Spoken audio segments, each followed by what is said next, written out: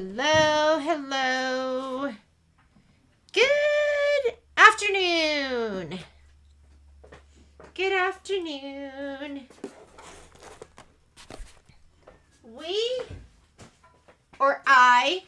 Look at this mess. Somebody must have been feverishly getting everything together in a hurry. Who could that have been? Possibly me. And let's go ahead and get started.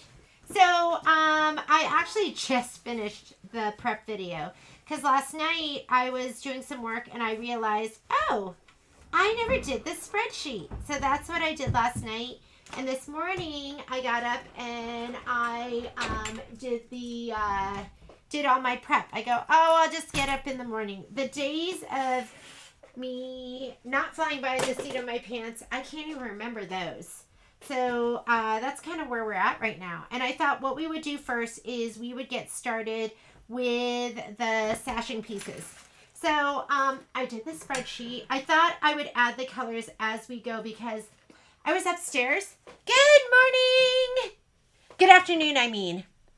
I was upstairs and I was too lazy to come down. I have like my portable little go light, my for my daylight, and then I couldn't pick out the colors. I was looking at the book and I was like, I cannot live without my daylights. So I know everyone's waiting for theirs. We got shipping confirmation. They're going to be here tomorrow. So if you ordered them, yours will be here and we'll start shipping them out.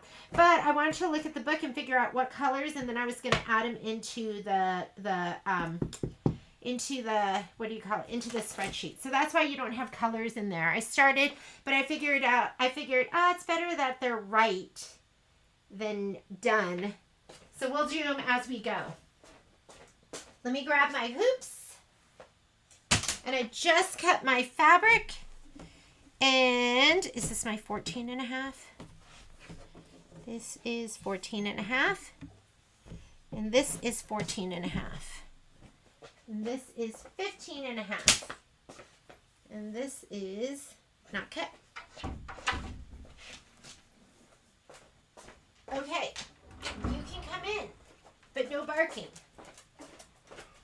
I just let Momo back in. If he does not behave, here comes Poppy and she's got a shoe. If they don't behave, they will be kicked out. So I've been doing my sashing strips, and let me move the computer where I can see it. That is it. He has been ringing the bell. We're in the prep video, since this is my first time making the cuties. Where is the prep video? Well, Miss Stephanie, the prep video is on my phone because I just finished it. But the prep is pretty much the same for all of these, but I'll post it as soon as we're done with the sew along because I can't do it while I'm filming because I film off of the phone, but I will put that up there.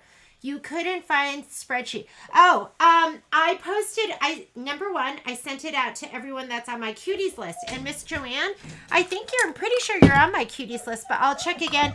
If you don't get it to your email, then send me a note and I'll add you to the cuties group. I also posted it in the sew along group. When I tried to post it last night, it would not let me do it. So I said, here's the prep video, but then there was no prep video. I was able to attach it this morning. And Momo is good and whiny. That's Momo whining in the background. I have been doing the inner borders in the 12-inch hoop. We can do them in the 9.5 by 14-inch hoop. That'll work too. Sorry, hang on just a second. They're being removed from the room. Momo, come on. Come on, out.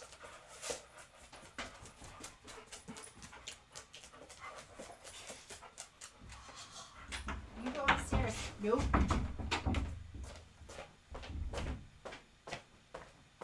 I had to trick him. I pretended that I hate tricking him too. I pretended that I was running up the stairs. Poor Momo. I don't like doing that. Okay. But as I was looking at the instructions, because honestly, I haven't even looked at the instructions for the, where's the book? For the quilting.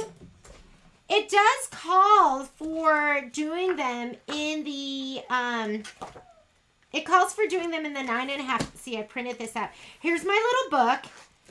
I did an okay job cutting it all apart. I have a wire binder, so I bound it. And to it, I added stuff that was from the quilting bundle. So here's all the quilting stuff. And then I did go in here and I put down what it called for the squares, the triangles, and this is in the quilting bundle. It doesn't come in the regular book. It's when you buy the quilting bundle that you have this. And, and it called for the different hoop sizes. I really like doing it in the 8x12. I feel like the 8x12 works great. The designs that you're going to pull are going to be the, you're going to pull well, if you do the 8x12, which is what I've been doing, I've been using the 10-inch and I've been using the 12-inch because that's what's going to fit in the 8x12. If you don't like that, you can go ahead and use the 9.5 by 14, and then you're going to use the 12-inch by the 14-inch because the pieces that we cut were, according to the guide, I think we've been cutting 13 inches and 10.5 inches. So if you cut 13 inches, you can only put 12 inches, which means you have a 1/2 inch and a 1/2 inch on either side that aren't going to be quilted. But I think that's fine. I think that's totally fine. Oh, Cindy's doing hers in red, white, and blue, which I bet is going to be gorgeous. And it's kind of fun. That sounds fun because that's going to be like more like 4th of July, and this is the July table topper. Remember, get the kit if you don't want to think, and do your own fabrics if you want to do something a little bit different. So, I thought for this one, just because we could, that we would go ahead and just do it in the bigger hoop, just to try it out, to see how I liked it, because I've always been doing it in the, I've been doing it in the 9.5 by 14 inch hoop. So, let's start off. Hopefully that explanation makes sense. If it doesn't, then I'm sorry. I'm a poor communicator. Don't you notice, like, sometimes, like, the way you talk and the way somebody comprehends what you say is sometimes different? That's why Patrick and I struggle doing the videos. Like, we always argue when we're doing the videos. And this is just going to be one hooping. So this is my 9.5 by 14 inch hoop. If you don't have a 9.5 by 14 inch hoop, it's a great size. I would recommend getting one at some time. We'll do a special on them again. We did them, I want to say they're expensive. They might be even, they might be like $260. And I think when we did our Christmas special, we did them for $140, which I think is reasonable. So I'm going to go ahead and hoop this up. Remember, arrows to the top. So you have arrows right here. Those should go to the top. And it should be a soup bowl. Sometimes I'll have newbies come in, people that are new to embroidery, and they'll take their inner hoop and they'll put it like this. Don't do that. You're going to put it like this. I always tell people it's like a platter. Like a platter. Shouldn't be flat. And the reason we're doing the muslin, because people always go, why do you use muslin? And I use muslin mostly because I like the way it feels. I like the way, I feel like no-show mesh is plasticky. And it's not horrible, but to me it's plasticky, so I prefer to use muslin. Muslin is not a good stabilizer. Do not embroider directly on muslin. I would not embroider a piece of fabric with muslin as my stabilizer because there's no stabilization to this, but it's a good base to embroider on if you're going to have batting, if you're going to have background fabric that's stabilized with shape flex, then that's going to provide your stabilizer. You don't need to worry about it. So put your fabric in, go ahead and pull out any of the bubbles, and then you can get your hoop tightener and you can tighten up that little knob right here. Where's mine? Did I leave it at the store? Seems to be the theme. because I bring my stuff back and forth to the store because I don't like going there and not being able to find stuff. Pens, long tools. Oh, sitting on top of my machine. Just to where it's comfortable. Don't crank it, just to where it's comfortable because you can break those parts in there. All right. I'm going to go ahead. Let's load the design and let me get my lighting.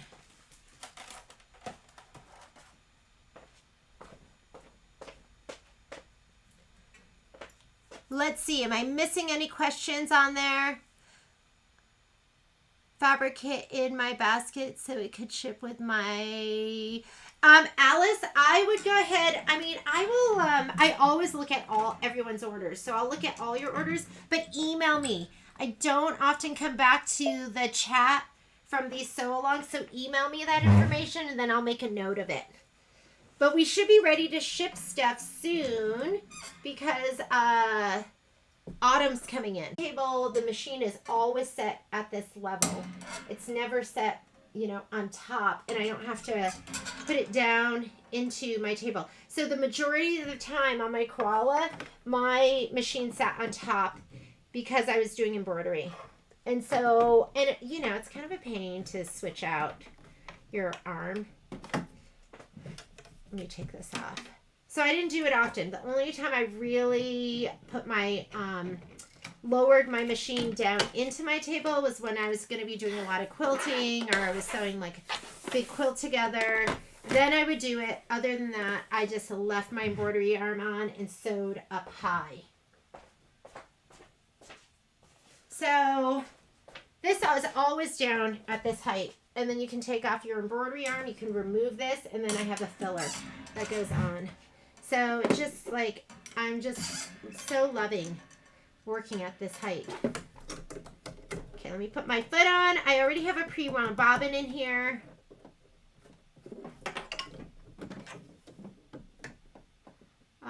Another topic, so it could ship with, but I wanted to add the oiler bottle. That oiler is called Zoom. Bottle that you use for your multi-needle and can't find it. I think it's on there. If you can't find it, Alice, just send me a note and I'll just add it to your stuff. But it's Zoom. And I'm going to show it to you just to make sure. It's so much better than like what comes with the machine. If any of you have machines that you do oil, it's just clear sewing oil. And what's great about it is it has this like flexible nozzle. So when I go to oil my multi-needle, I can just slide it in there. When I'm oiling my my PQ 1500, which if you have one, you're supposed to be oiling it. I did not know that. And I didn't know you were supposed to oil it. I used my PQ 1500 for like a year without oiling it. And Anna came in, she was complaining about how loud it was. And so I plugged hers in. I'm like, oh, it sounds just like mine. And then Michelle told us we're supposed to be oiling it. So now it sounds better. I thought that just was normal. Because I'm so used to not oiling machines. All the machines I have, we don't oil. What is that hoop tightening thing? And can you add one to my box? Send me a note. The hoop tightener, this is called an advanced screwdriver. And I see in the inside it has a screwdriver in it, but because it's round, it fits right over the screw back here and it's not going to fall off. And I use it, this would be in my top 3 tools because I use it all the time. I also use it over here and I know it's much bigger than this, but I can see where the screwdriver part needs to go on and then it doesn't fall off. And the other part I use it on is going to be right under here and I'll use it as my hoop tightener. And it just catches and then you just turn it. So much easier than try to tighten with your fingertips when you can put your whole hand on it and tighten it. So it's called the advanced screwdriver. And it comes with this and it comes with like a little itty bitty that you can use on your needle plate if you need it. Okay, let's go ahead and load our design. Whoa, okay. Filming arm. I need to work on this next. Next thing we're going to work on is a replacement for my filming arm that's going to hold. And for now, I'm looking around my room for something that's heavy that I can tie onto here. Hang on just a second. What can I tie on? You would die if you saw this. I'm just putting a pair of socks on here. They're a little bit heavier. Let's tie this on here. It needs just a little more weight, and that might do it.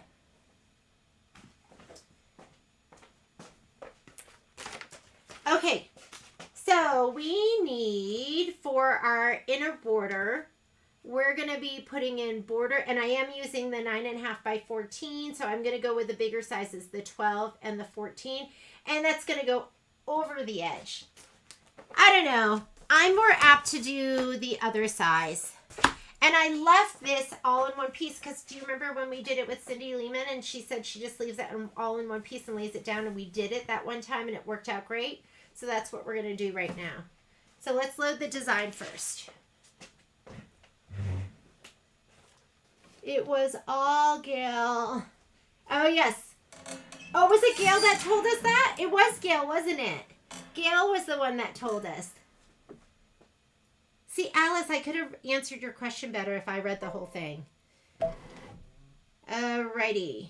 Let's get my USB. And I named my file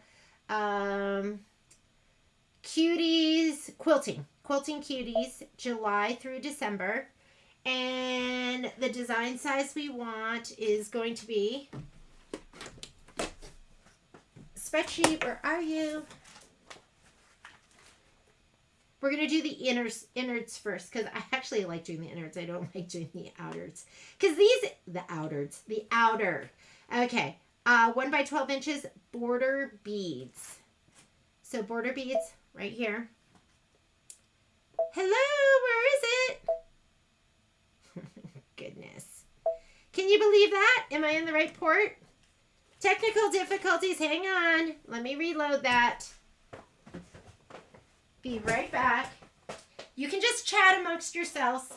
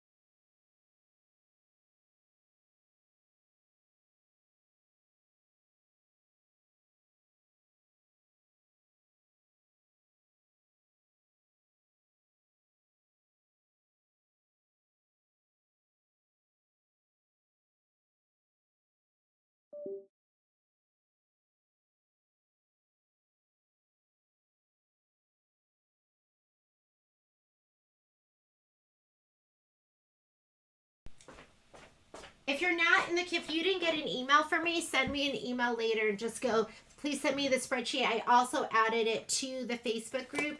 But on the bottom here, I write down muslin sizes for different size hoops. So if you're using a 5 by 7 hoop, I cut my strips 9 inches by width of fabric. For my 6 by 10 hoop, I cut my strips 10.5, 12 inch long strips for an 8 by 12. And that's what I use for this instead. Yeah. So I think this is better because, I don't know, it's telling me something's wrong with that USB, which I did this morning. Okay, let's go back. We're going to hit return. Let's go back in. USB. Oh, my God. Oh, yeah, we're good. Border beads. Border beads, and these are going to be the 1 by 12.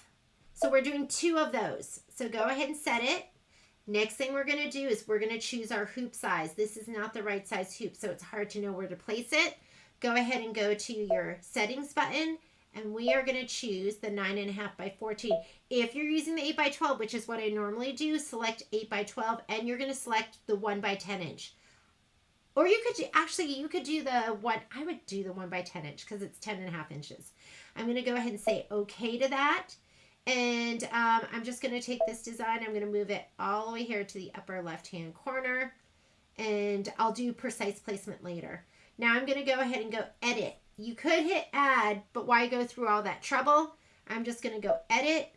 I'm going to make a copy. Right here is your button that makes a copy. Touch that. Now you have another one. Now we're going to go ahead and let's go add because now we're doing a different size. Add. Yeah, I think it's less expensive at this point too, because if you were doing this hoop, the 9.5 by 14, you have to buy a 15-inch piece of no-show or roll of stabilizer. We're still doing the beads. This time we're going to be doing the 14-inch. Stephanie, I didn't know these were going to be your first cuties with us. Make a copy because we're doing 2 of them. And you have all this room. What are you going to use it for? So if you want to spread them out, but I'm not going to spread it out too much because I'm putting down 1 piece of fabric. I'm not pre-cutting it because it just makes it a little bit easier. But if you pre-cut it, you're going to lay it all down like we're going to do. I'm going to show you how to lay it down, so don't worry about it. Now I'm going to do some placement with my move keys. So I'm going to go move. So I do my finger for general area, and then I do the move keys to get it right where I want it to be. Make sure that whatever you're moving has the red box around it. So just touch it, and now I'm just going to move it up, and I'm going to move it over. This one, I'll move down. And since I selected my hoop size, you have your perimeter that you know you're going to work within.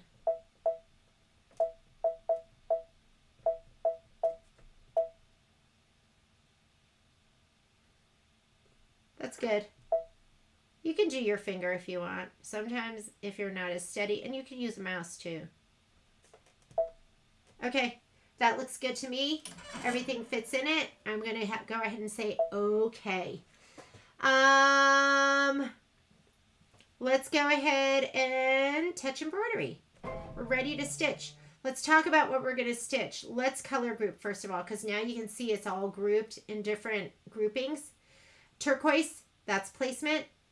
Orange is tack down.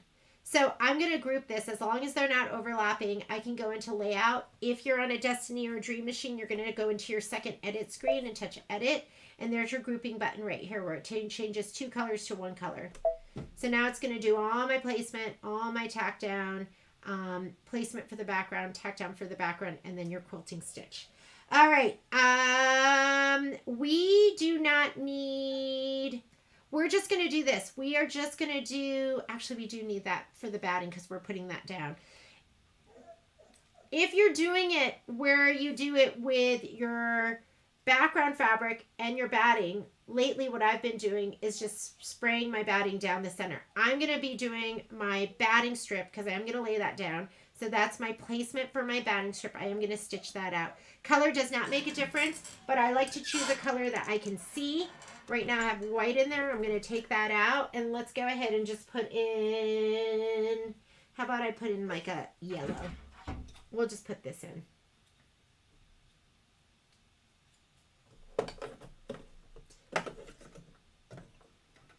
I'll choose like kind of a neutrally color or something that's not too bright. What I don't like is I don't like using black or red colors that are really, really dark. And make sure that everything's moved out of the way. Make sure that you have enough room here to the back of the hoop. I'm going to move my computer back a little bit and just go ahead and hit start. If ever you are stitching and your hoop bumps something, just assume that you've knocked your machine out of calibration. Stop, turn your machine off, and back on again, and it should resume. That is my advice. While it's doing this, I'm going to grab my spray box, and I'm also going to grab those 1 1/4 inch strips of fabric.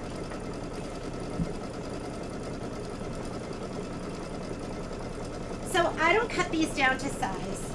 Let me get my dingy, dirty spray box that I love. Where is it? Oh, there it is.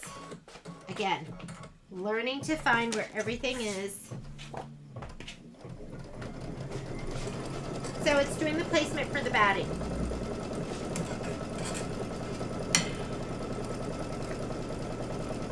Okay, don't be in shock when I show this to you. It's gross.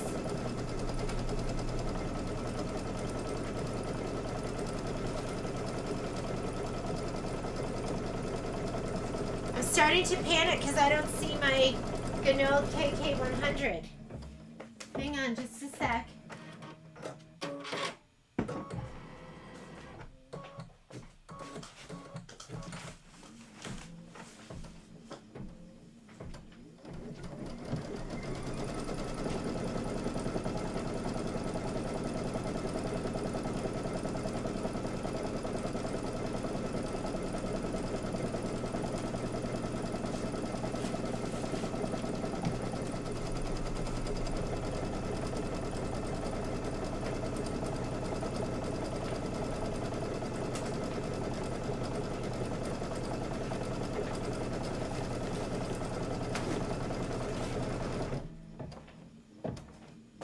Oh my goodness, I am not seeing my spray. And you know, when I do classes at this store, we have everything there, but I just like having all my stuff.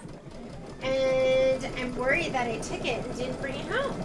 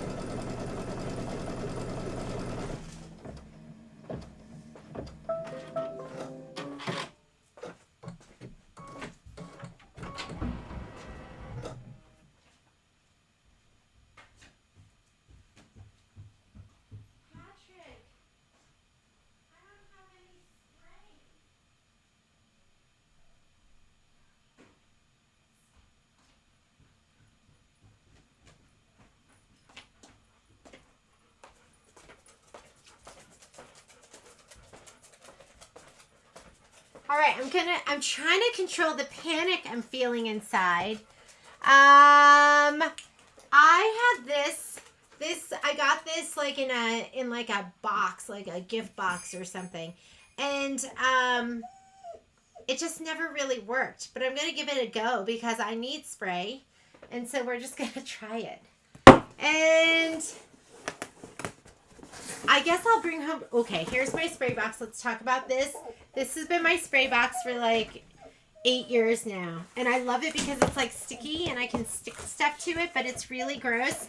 So don't judge me, but that's how I like my spray boxes. So I'm going to go ahead. I'm not cutting this down. I'm going to leave it all just the way it is, and I'll just lay it down when I rehoop. And I'm feeling for the bumpy side because the bumpy side is the wrong side, and that's the side you want to go down on your fabric. If you are spraying this to your strip ahead of time, then you're going to spray the right side, and then you would attach, like if this is my strip, if you're going to attach it here, you're going to spray the right side and then spray it down, and then you'll just do the placement stitch for your background and just lay it down. So we do a lot of, Stephanie, we do a lot of time-saving tricks that we've kind of learned. Give me just a second.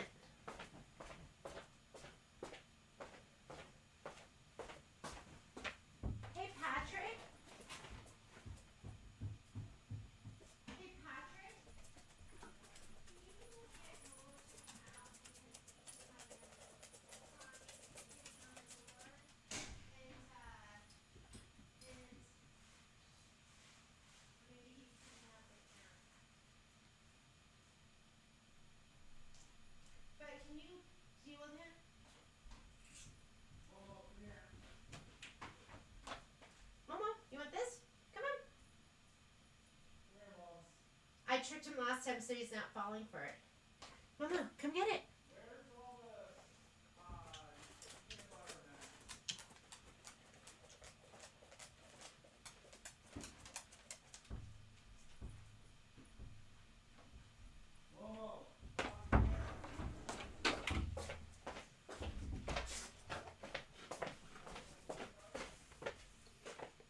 I'm back.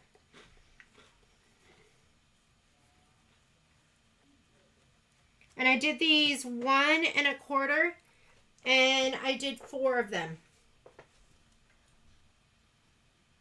And I never cut them. I usually leave them long like this because I feel like there's like stretch and give with this. I just cut it down in the end. All right, moment of truth. Let's see how we do with this KK 2000.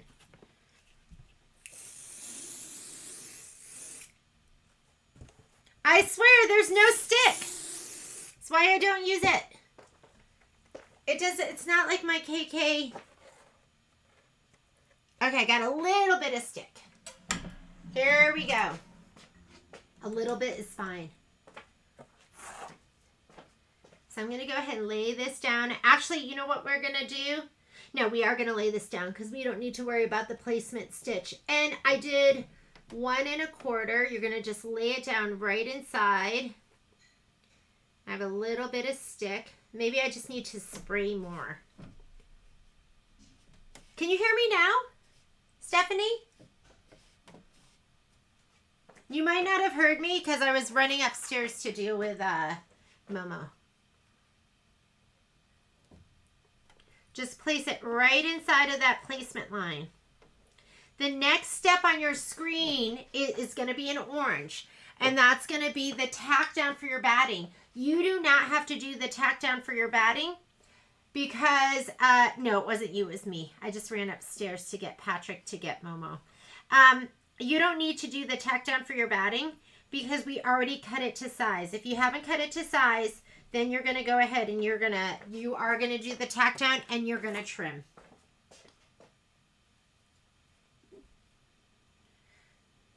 Okay, so I feel like, you know what it is? This works, but it's not as good as my KK 100. That's what it is.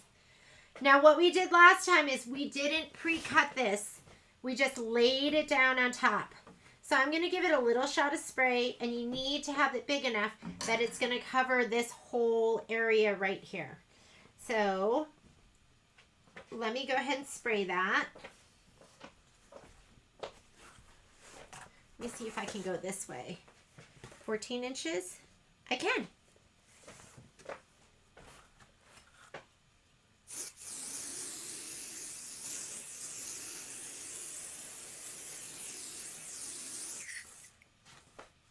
Alrighty. I'm laying mine down. This way I'm going to make sure that it goes past the selvage. And let's lay it down. I'm going to go a little bit above, and then we can trim it later. You can just trim it later. So you can push it down up here. You can't push it down on the bottom because there's no machine bed under it. So let's talk about what steps to go to next.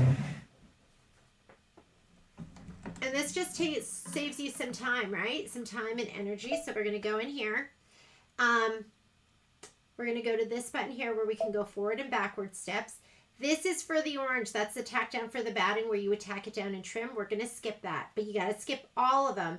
I'm just going to touch in this bar. If your machine doesn't allow you to do that, you're just going to use the down arrow. But I'm going to touch in here. I'm still in the orange. I can see it right here, and now I'm going to touch this because if I touch in the turquoise, you can overshoot. Now I can tell them I'm in the turquoise. That's the placement for the background fabric. We don't need that because we just laid everything down in one piece. I'm going to touch right here in the turquoise because there's 4 of those. And I'm just going to go ahead and arrow until I get to the orange. And that's going to be your tack down. You do want the tack down. So I'm just going to go ahead and I'm going to manage my fabric too because I don't want it to pull down. You could use whatever color you want for this tack down. This is going to be like a trim, but I am going to kind of just take my fabric and just rest my hand on it to smooth it down.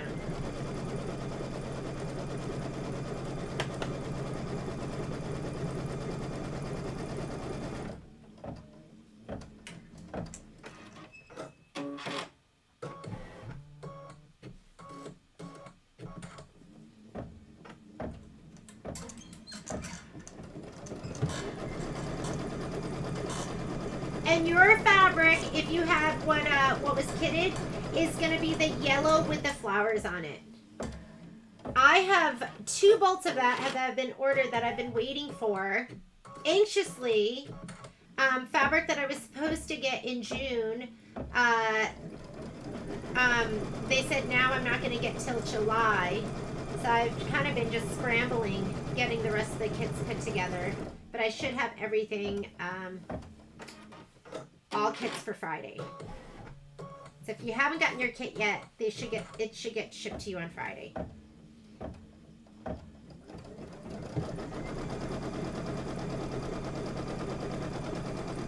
Here you can kind of tap it down now. And then you can do this for the larger strips. However, I already cut my larger strips, so I'm going to do it more the traditional way. So now you get a taste of doing it both ways.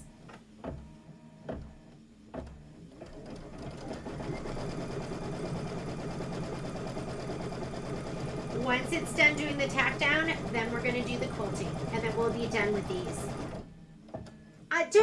This is grunge. I love grunge. Like, I totally get why grunge is Moda's #1 selling basics line. It is just so amazing. And it's just interesting, too. So much more interesting than just plain fabric. I rarely use plain fabric.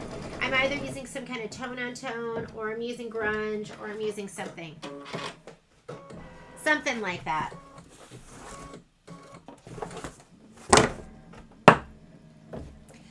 As far as the quilting, let's see what they recommend.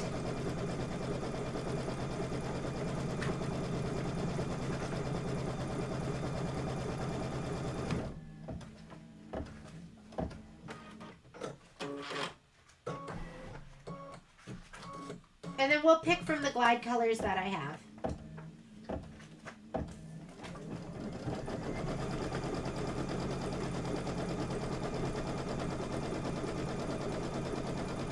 So if you have never done these, you're going to see in here, it's going to recommend the colors.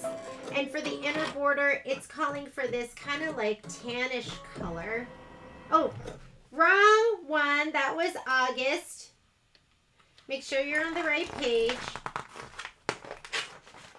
So for the inner border, it's just calling for the yellow. That's what I have in right now. I'm just going to leave the color I have in there, and I'm using cornflower. That is the name of the glide color, and I'll add it into the spreadsheet, and I'll add to the spreadsheet. So if you want to use specific colors, I'll put those in here. But if you want to use the glide ones, and you don't have to use glide, you can use whatever you want, but I'm going to write it in here, and then I'll change it to the spreadsheet, but I'm going to put cornflower. Cornflower.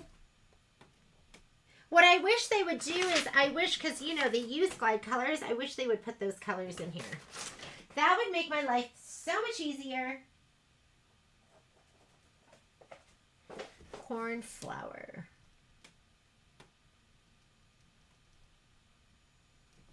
Okay, that's in there. Now, if you look over here on your screen, all that's left is it wants to do the quilting. I color group, so it's going to do all of it all together.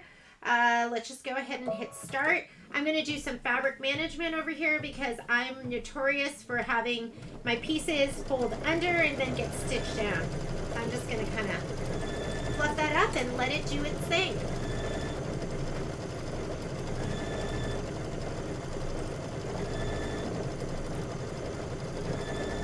If not too late, I would like, yeah, go ahead and order it, and order it now, Joyce, because I think I have enough for 16 more kits. Half of those are spoken for, but I did have to, I scrambled, and I actually bought some fabric retail so I can finish these kits because it's killing me. I figured it's not worth my stress. I'm just going to get them done and make sure everyone has the right thing and what they love.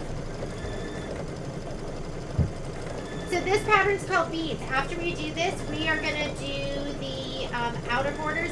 That's going to happen in 2 hoopings in the 10.5 by 10.5 inch hoop. While it's stitching this, we might as well go ahead and get hooped up in our 10.5 by 10.5.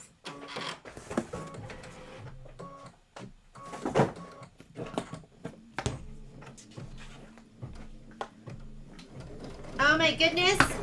I feel like I was saved by having that little can of spray. I don't even know how to work without spray. I'm so dependent. I'm a spray junkie. Here's my 10.5 by 10.5. Doesn't look too pretty. And it needs to be 18 inches. So I'm wondering if I could do 2 hoopings. So that's going to be... I'm wondering if I could use this piece. If I can snug it all the way up to the top. And then re-hoop and use it. Because this whole piece is 25 inches. I think we can do it. I'm just going to use this. But I'm going to re-hoop. So I'm going to scoot this down a little bit. And again, arrow goes to the top. On this hoop, you're going to have a little lever. So you have a lever here. So when you go ahead and you put your inner hoop in, this will be good for you, Miss Shelley. You are going to put the lever down. You're going to put your fabric in. Squeeze out your little, you have some little lumps there. You want to make everything nice and straight. And then you're going to pull the lever back, and it should be where it's tough for you to pull back, but not impossible. And then we're going to go ahead and get the rest of those little lumps and bumps out. Make it nice and smooth, as smooth as I can make it. There's little rubber bumpers here on the side to kind of hold things down. But that looks pretty good, and then we'll do our hooping. I'll move it all the way up to the top, and then we'll do our second hooping down on the bottom. So I think we're good to go. Good to go. And look how cute that's looking. Absolutely adorable. Make sure your fabric's not getting fluffed under. So Miss Cindy said she's going to use 2 10-inch. What does that mean? You're going to use 2 10-inch. Are you going to use 2 10-inch pieces? I never use spray because I worry about toxic. Alice, I think that's a legitimate concern. I spray in my spray tent. I don't use a ton of spray. It's kind of like but who knows? The list of ingredients, there's many. So if that is a concern, you can tape.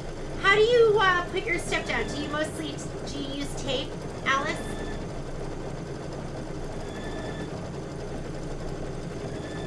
Yeah, with that hoop, it's a little awkward. You do have to just open up the lever, hoop, and then close it, and then pull out all the little wrinkly stuff.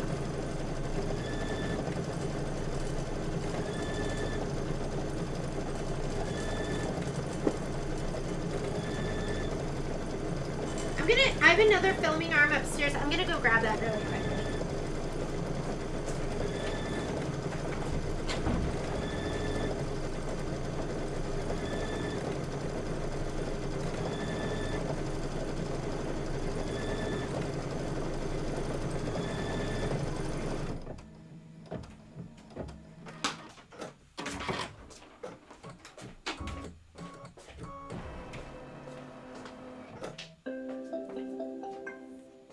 Okay, I'm going to put this one on here too and see if this will save me some heartache. I'm struggling here a little bit with this filming arm popping up.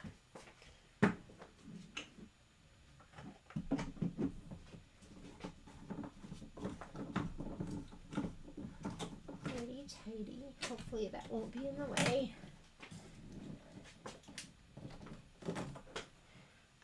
Okay, and this one is done. I'm going to pop this off of here and see if I can. We are done with this. We can cut it down to size. And I'm going to take this off. We are going to have to just press it out and then trim it up. But I'm going to go ahead and move that to the side. And let's go ahead and do our next step.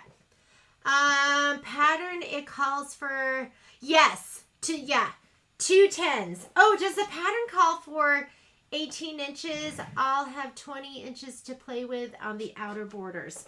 Got it. Got it, got it, got it. So I'm going to go ahead and slide this on now. This is my 10 and a half by 10 and a half inch hoop. You don't have this if you, this came with the Luminaire and the Solaris only. So you could do yours because you need the outer borders. So 2 by 18 inches. So if you wanted, you could use your, I mean, you could fit it into your 8 by 12. You can fit it into your 6 by 10. You're just going to have to do the strips differently. Like you could fit 3 of them in your 8 by 12.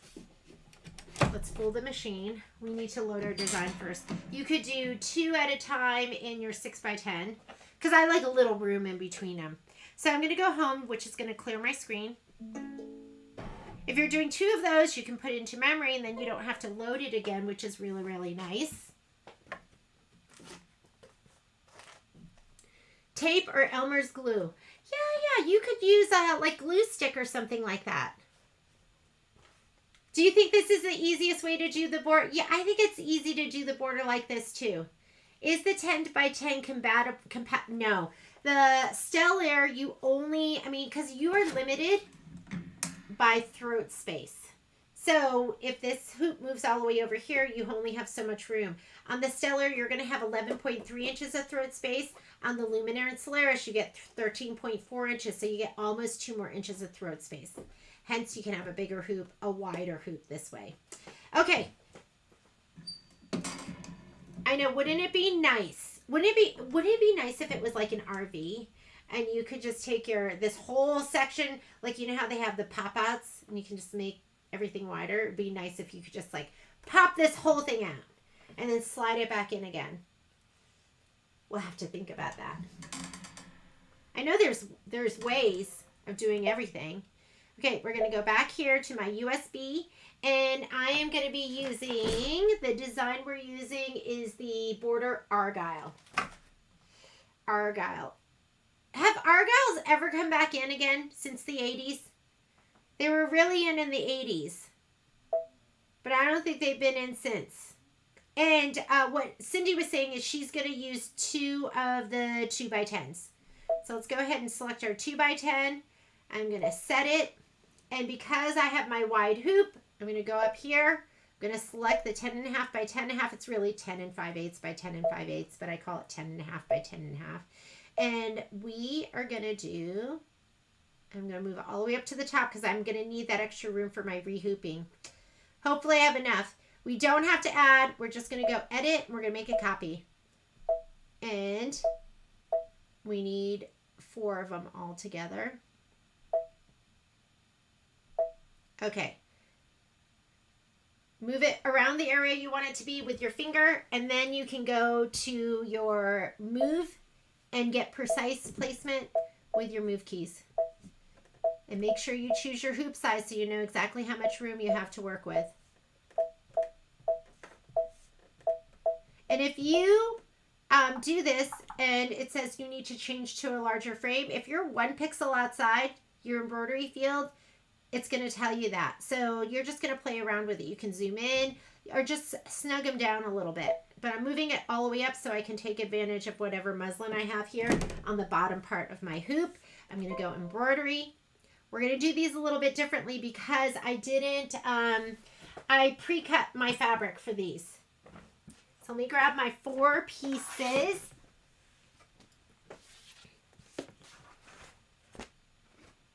Here they are. So here are my pre-cut pieces. So for this is our option. I'm going to go ahead and let's color group first. So this is another way to save time. I'm not going to do placement for my batting or tack down for my batting. I'm going to do placement for my background piece. That's what I'm going to start with. So I'm going to go ahead and go here where I can go forward and backward stitches and whole colors. I'm going to touch in here. If you don't have that ability to touch in a progress bar, you can just arrow through. So see how it's moving, but there's 4 of these for each color. We're going to go through this 4, and now I'm right where I need to be. I'm going to go ahead and grab my Icky spray tent, my spray box that I love so much, and my pieces. Here we go. I like this spray box because see how I have it open, and my pieces can just, and just go ahead and put them vertically. I'm spraying the right side, the less bumpy side right now, because I'm going to lay those down the center of these pieces.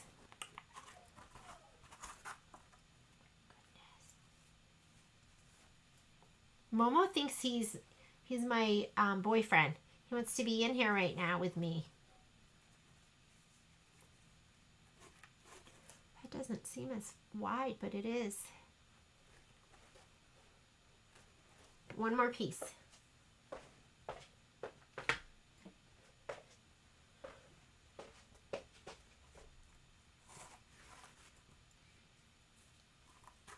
All right.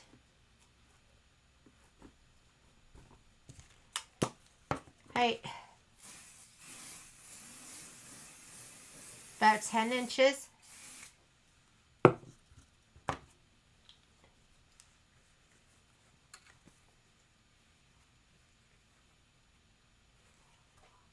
Okay, now I'm going to just lay these down the center of these are my border pieces, and I'm just going to lay it right down the center.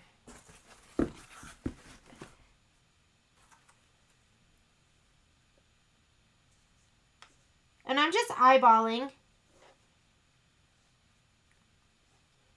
Now I'm thinking about what Alice said. I'm trying not to breathe. I have to get like a gas mask.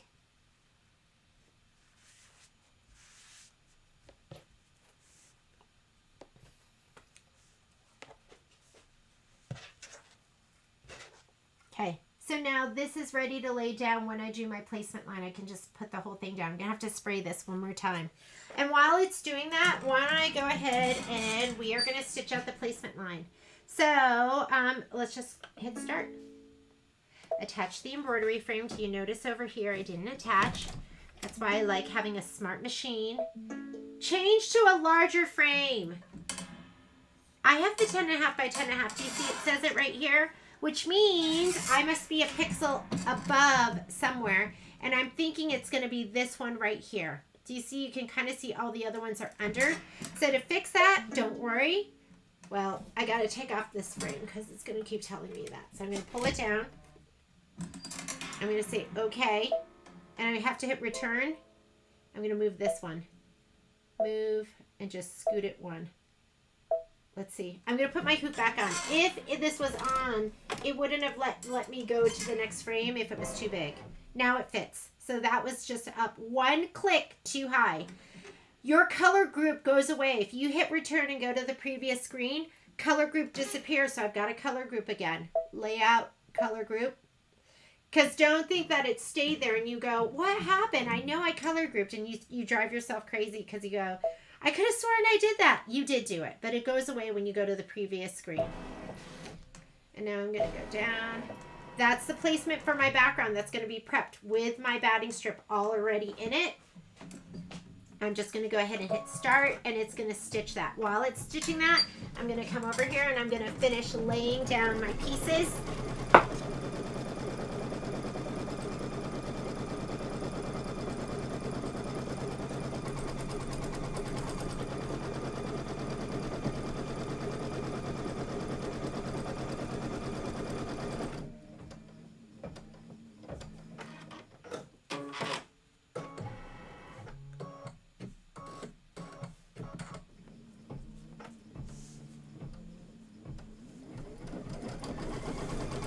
You're not going to lay that down all at once, so I didn't spray the entire thing because we're going to have to redo that.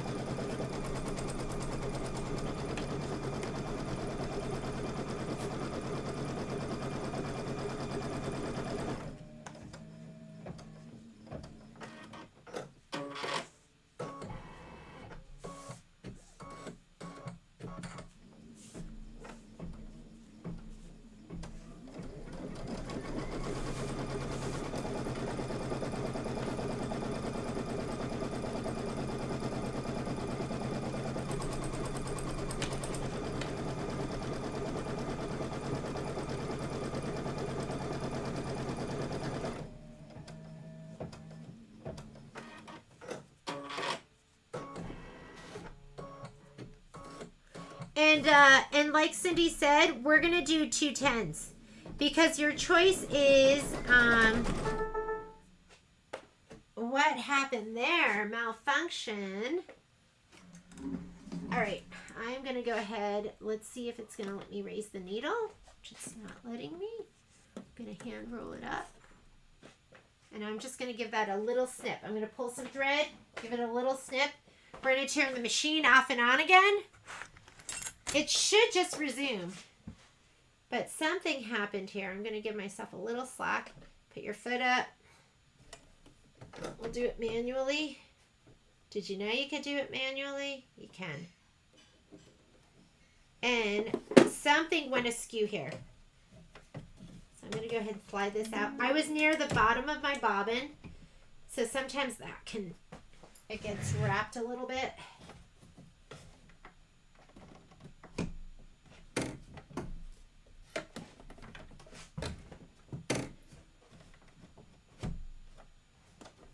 Very strange.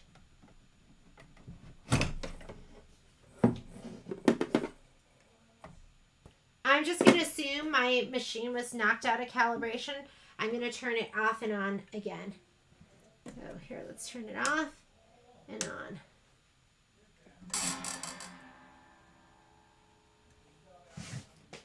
What is this? There's like some strange thread in there.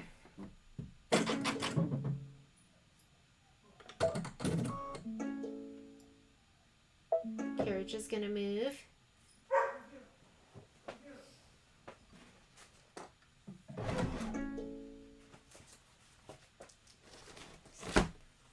Okay, I'm going to take this off.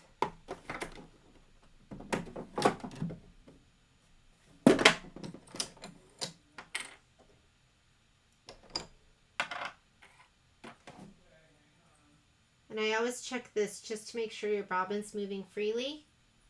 Oh, guess what?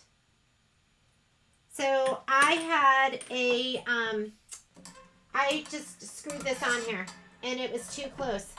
So it won't let my, you never know what it's going to be. There we go. I just took it off. I'm going to turn my machine off and on again. And here we go again. And that's okay. Sometimes things happen, right? So it tried to move all the way over. When that happens, it makes your machine move where it's not supposed to go, or it doesn't allow it to move. So like I said, you'll be knocked out of calibration. You want to move everything out of the way and restart.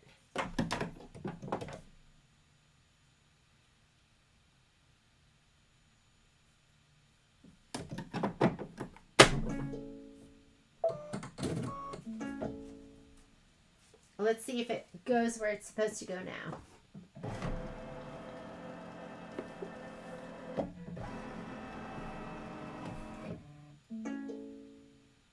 Okay to resume. Yes, it is. I remember the first time that happened to me. My machine, I was at Sage's house and I put my machine in front, and this is, I had a little baby Lockalure, and let's see, I'm going to just go ahead and this is a placement line, so it's okay. We're just going to hit resume. I put it in front of a really beautiful sunny window. Did I not put my bobbin back in? Oh yeah, I didn't. I put it in front of a really beautiful sunny window, but it was so close that my embroidery hoop hit. And when I started and I didn't even notice, when I started to stitch out the next part of my design, it was like an inch too far down. And I had no idea what would happen. I thought my machine was broken. I didn't know how to fix it either. I just try to move it manually, and you know how hard that can be to try and find put your design in the right spot. Okay, here we go. I'm going to go back 10 stitches. There we go. Okay, back on track. Let me go ahead and finish this up.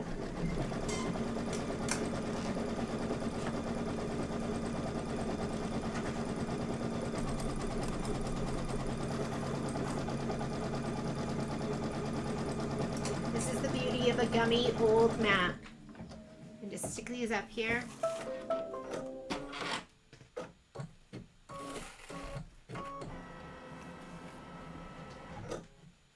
And then I'm going to give it another spray, and then I'm going to lay these down. Just 10 inches, because that's all we're doing right now. It's backfiring on me.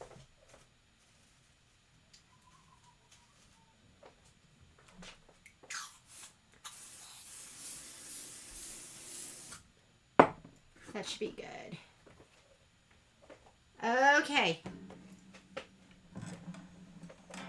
Back to this. Now we're going to lay down our pieces. And we're already sprayed. So with this technique, you're cutting out the step of the batting placement, the batting tack down, and the batting trim.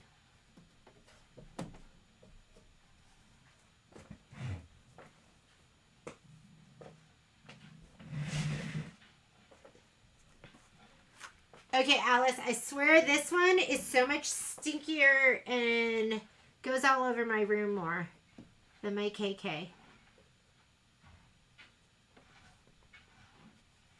Because I can see this aerosol. Ooh. Icky.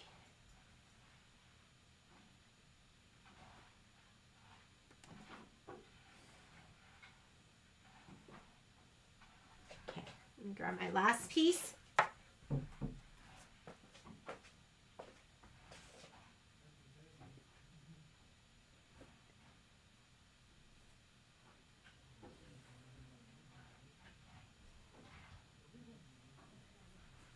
Here we go. Now it's going to do a tack down. And you want to do this tack down. It's kind of nice to have it in a contrasting color because you are going to remove this. And my filming arm has a mind of its own. I'm just going to hold this down just to get it started, so because you know it'll stitch really slow if you hold it down like this. There we go. Alright, now I'm going to just let it go now that it caught. And then we'll let it go up the other side. As it's stitching, I'm going to kind of tickle my fabric over to the edge. So I'm just going to kind of tickle it from the back.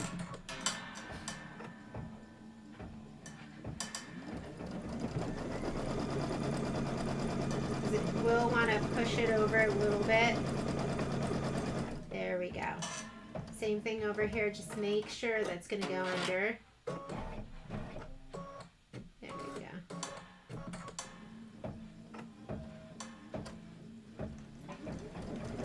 It catches. I'm just going to lightly press down on it as it goes down. And then I'll tickle it from the back just to make sure the fabric, like I said, doesn't get pushed because it is going to want to push it over. If it pushes it out of the way, stop.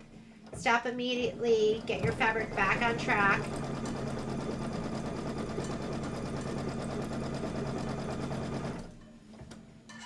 Watch your fingers. Don't engage, well, I was going to say don't engage in risky sewing behavior, but this is kind of risky.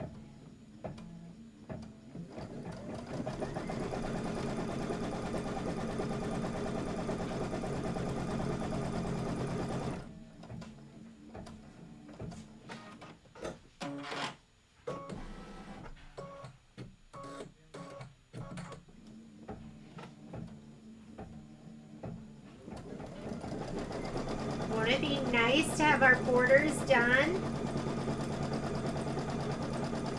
See how it pushed that one?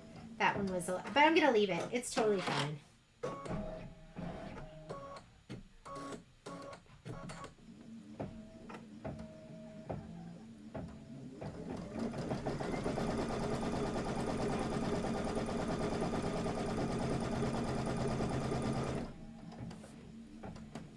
Maybe I'll go from this side. What you have to watch out for is that black screw. That black screw will get you. And he's so painful when he does.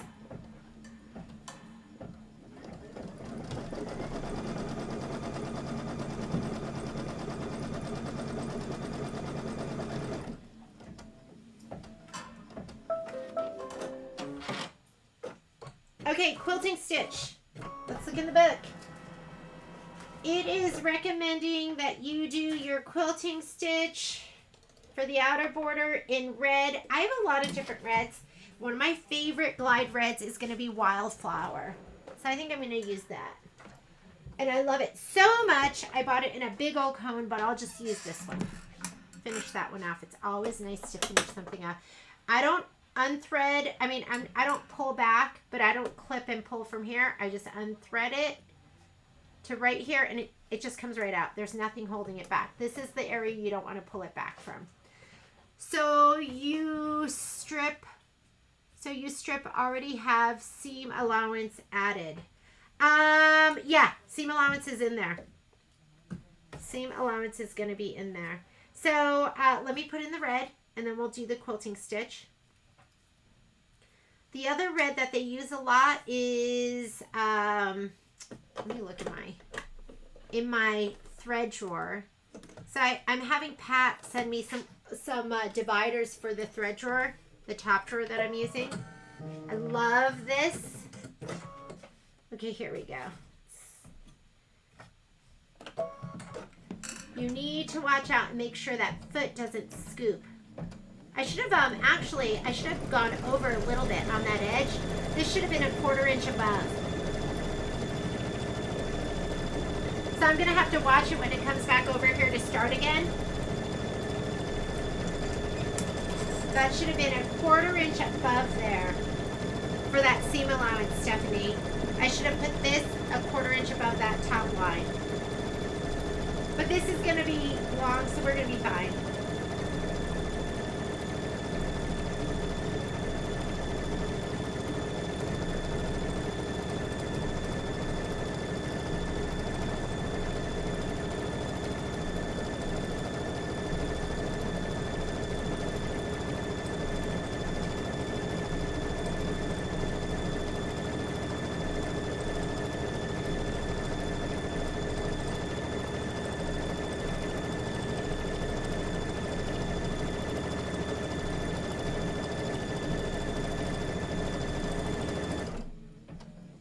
Okay, I might stop and start this for when it goes on.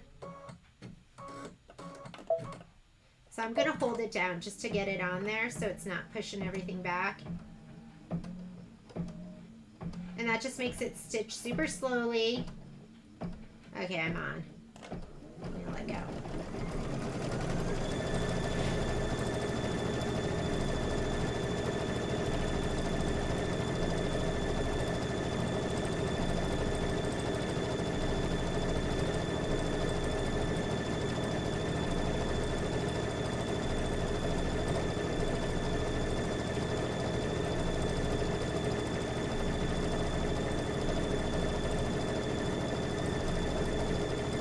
The other red I really, really love, and this, I love the way this is set up because I love my accessory tray in here all open. And these are like my main bobbins that I use, and here's all my thread, kind of color sorted. But I'm gonna get those dividers, and then I'll have those where my thread will kind of, it'll stay in place better. So candy apple red, this is a really good red too that we could have used. I forget which one this is. My little top came off, but this is a good red. So Glide has a lot of really nice, pretty reds. I'm gonna stop this again. That way I can hold this button down just to make sure. And if I had hung this over 1/4 inch like I was supposed to, then you wouldn't have to worry about that. You would just be able to start and stop.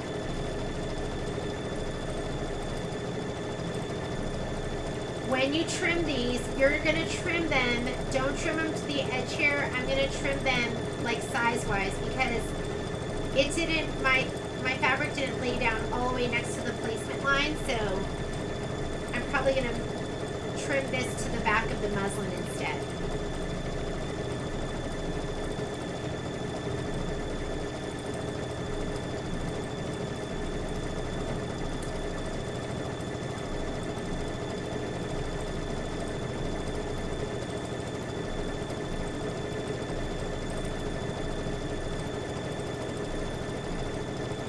after we do this, it is going to probably be more like around 1:15, 1:30. We're going to do, I'll probably do one or two of the squares, and then we'll do one of the triangles. And that way you know how to do all of that, and maybe a bitty block. Maybe we'll do all the bitty blocks too. Ooh. Okay, I'm going to hold this down so it doesn't get pushed. Let it go really slowly so I know it's not pushing my fabric around, then let go and it'll go back to full speed.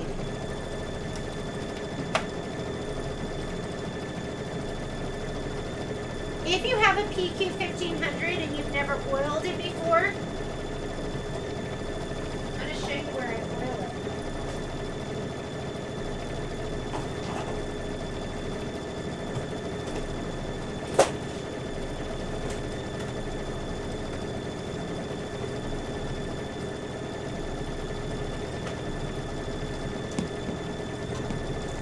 Let me see if I can move this over a little bit more. Okay, so here's my PQ 1500. Here's my oiler.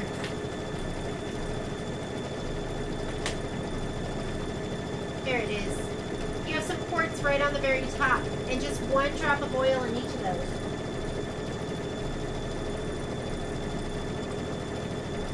So I love this because I love that flexible spout. There is one drop. You can see it come down. One drop. And one drop. You also have a port right here. So it's this back one, not the two up front. And you're just going to do one more drop. There you go. And you are oiled. How easy is that? But not knowing that, I just didn't know. Okay, I'm going to rehoop. I'm going to go ahead and pop this out.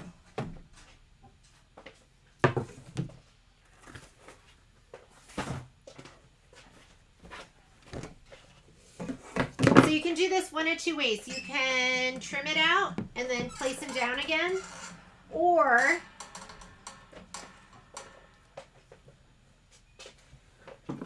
I wish I hadn't trimmed this fabric beforehand, but I totally forgot. Okay, when you pop this out, undo that lever. It's going to make it so much easier. You can just undo this.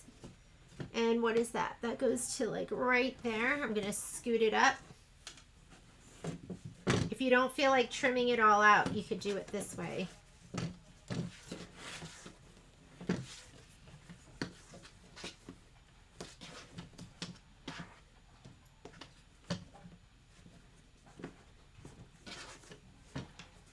I might do a 7. If I do a 7, I can fit.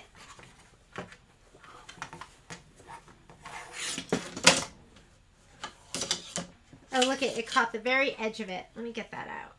I didn't fluff.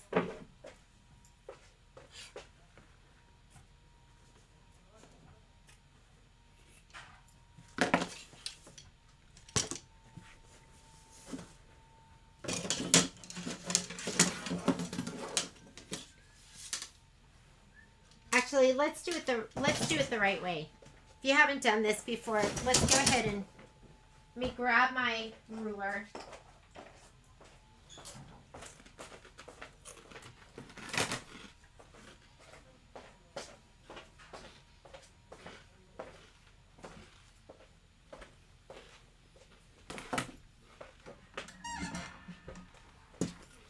We're going to trim these out.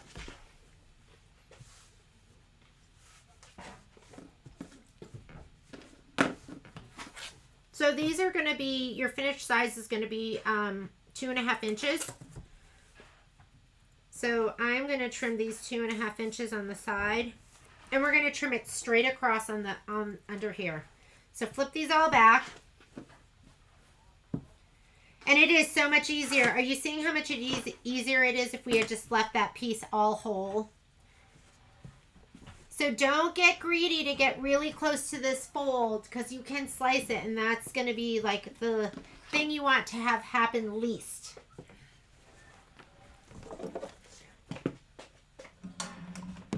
We'll go from this side so you can see. So I'm going to start this way. I'm just going to kind of...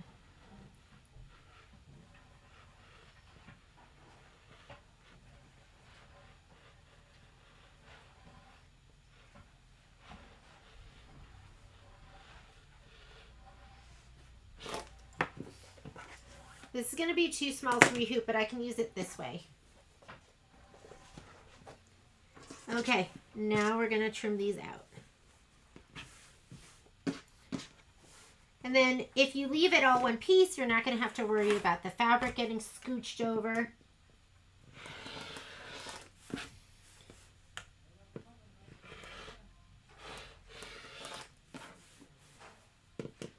I'm cutting to my yellow line as opposed to...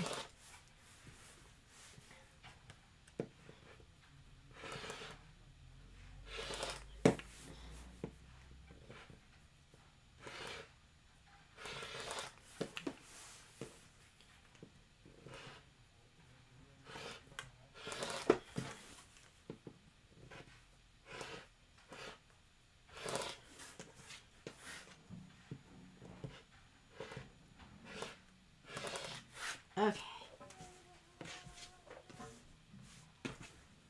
And we'll just cut this top part.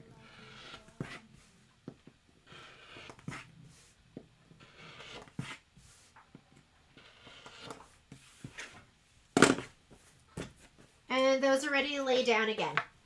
We just need to rehoop. So let me grab my fabric. I'm going to rehoop in that 10.5 by 10.5.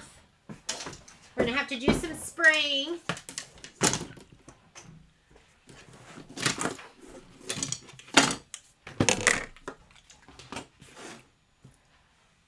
And I cut some big strips. Is this one of them? Yes, this is one of them. So for these, I cut my strips 15.5 inches for my 10.5 inch hoop. And this is 90 inch. So do you see, this would be kind of like buying a roll of stabilizer. But just leave it. Don't cut it down. It'll save you a lot of money. Not having to waste, you know, whatever goes under here and whatever goes under here every single time. I think actually we could get away with, because there's a lot here. I think I could get away with just 14.5, don't you think? So I didn't undo my lever. That's why it's like so snug. I think we should go, I'm going to change that on the spreadsheet for the 10.5 inch hoops. I'm going to change it to, I'm going to even try the 14.5, see if that works. But that'll be an inch more. Let's just make it 15 inches. And I think that'll work perfectly. Okay, tighten your lever. See if you can get any more of those bubbles out. And we're going to take this back over to the machine. It's going to do the placement line. Let's do the placement line for the fabric, and then we're going to lay it down again. So here we are, finished embroidering. But we're going to do it one more time. This is another 10 inch because we need 8 inches. You could do the 17, but then you'd have like an inch without anything. And let's skip some steps. We're going to go and let's skip the batting placement, the batting tack down. We're going to go right to the, make sure it's turquoise. That's going to be the placement stitch for your, and I'll just do it in red. This is going to be the placement stitch for your fabric. And I'm going to go ahead and give these a little spray and adhere them a little bit better than they are now.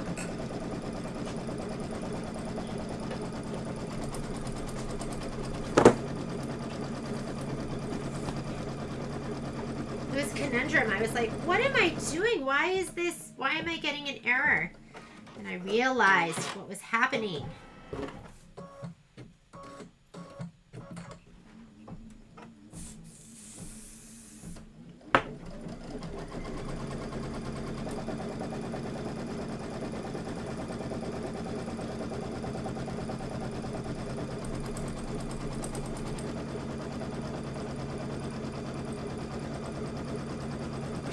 I'm just going to cut this so I don't have a big, whoop, not in my box. my cutting mat.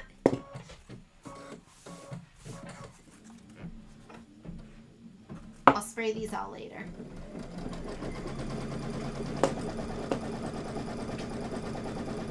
Let's trim these all and then I'll spray them.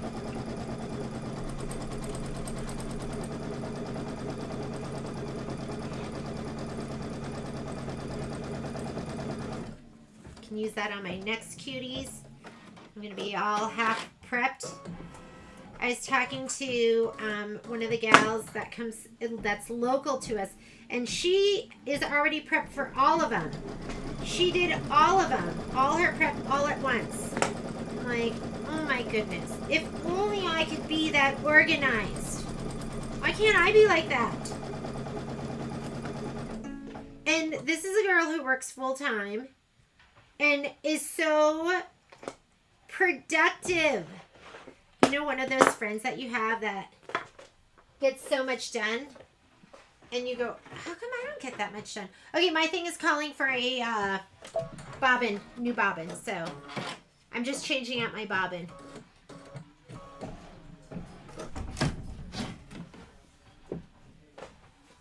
And I have all my bobbins in here now, so I can just pull it open, grab my bobbin, ready to go.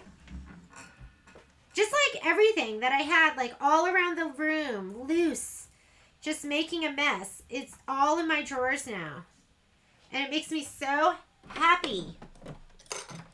I feel like, oh, I'm not so unorganized.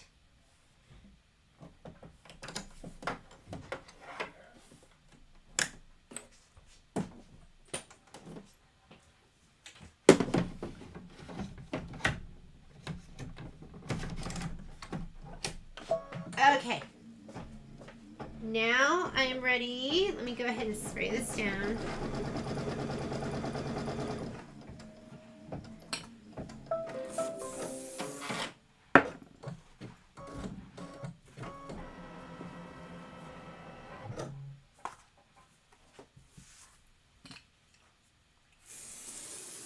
Okay, that one's ready. Let's do this.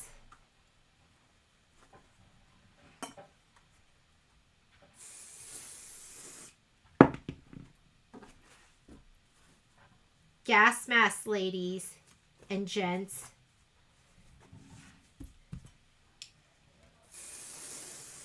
That one's ready.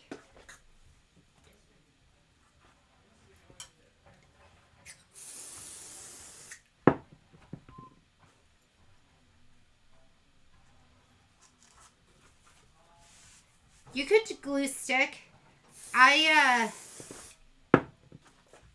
I'm not much of a taper. There are times that I'll tape. This one I think I already sprayed down. I just need to give it a spray right here. All right, let's lay them down. Here's our placement line. This is when you want to get it pretty much right on that line. Before I should have taken my fabric and put it up just a little bit, a 1/4 inch above. But this part, the part that we stitched, is going to go to the top. And you're just going to lay this right down in there. Do my next one.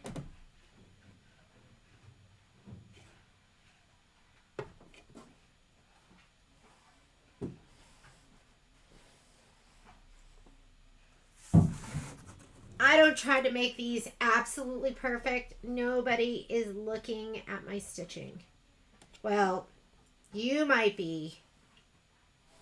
I mean, sometimes I look at it, I'm like, ooh, that was like the most perfect join ever. So I do look at that sometimes. But for the most part, I don't think I've ever really, really, really, really sat down and looked at my outer borders and examined like how closely they match up. Okay, here we go.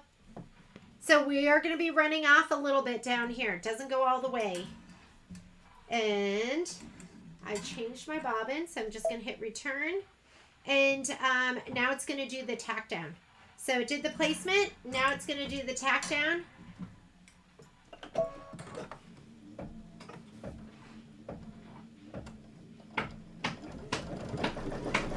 That blue cutting mat is, what is that? Might just be like a Fisker or something. Okay. So I just stopped it. It's going to go across. I just want to have my hands free. And it's a double-sided mat. Like, I really, when I buy mats, if I can get a double-sided mat, I want a double-sided mat. Okay, I'm going to hold this down. Because, oh, can you not see that? Here we go. You just want to get it on. Okay.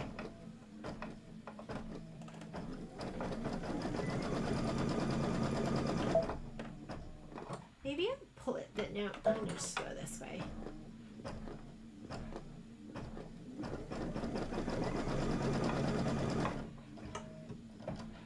Okay, watch out. Watch out that he doesn't scoop underneath there. Here we go. Down this side's the easier side.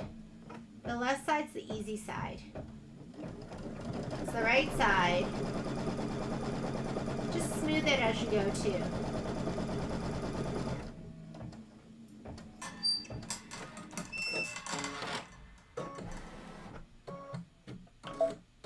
I just stopped it. I'm going to fast forward a little bit. So, I'm right here on my screen. I'm just going to go ahead and let's go 10. Whoops, that was backwards 10. Forwards 10. Forwards another 10. That looks good right there. I'm going to start there. And hang on. Now my sock is making it too heavy. Hang on, I'm taking it out. Struggle. Struggle is real. Okay, here we go. I'm going to push my fabric to the side, make sure it doesn't get scooted.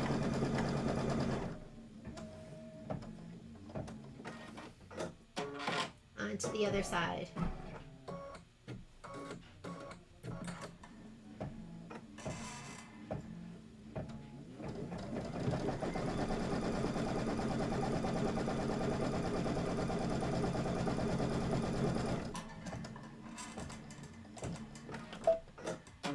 I'm going to hit plus 10 on my screen just to skip a little.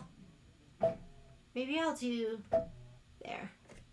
Whoops. I'm going to put my foot up, smooth my fabric out, and here we go.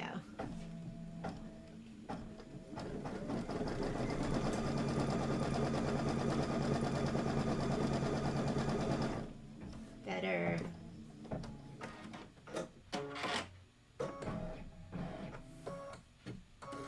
Left side's a piece of cake.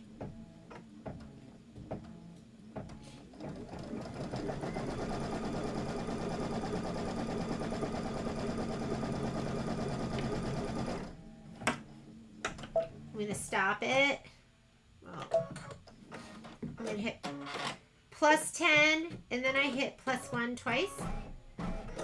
Plus 10. Too far. We'll go right there. Maybe one more.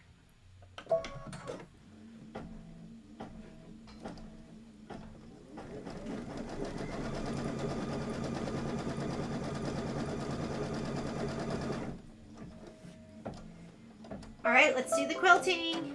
I already have my red in. I'm just going to go ahead and hit start. The only thing we have to be careful of is when the quilting, and I could have actually gone up a little bit more.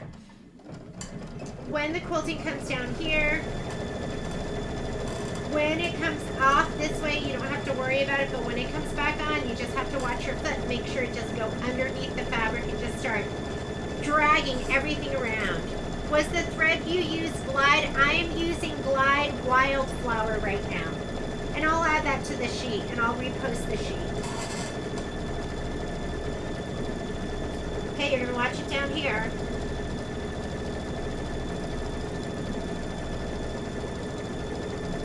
I think it's fine because it's stitched down there.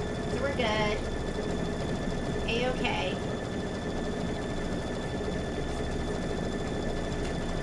Let me add that. We're going to add Wildflower.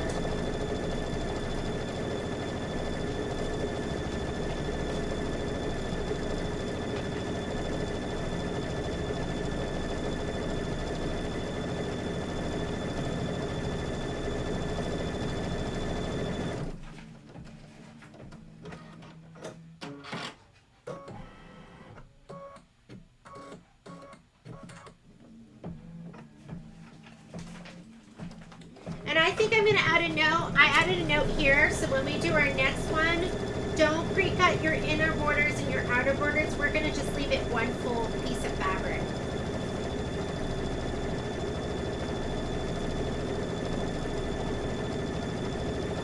Again, we're going to watch it down here, but I think we're fine because it kind of sews all of this down first.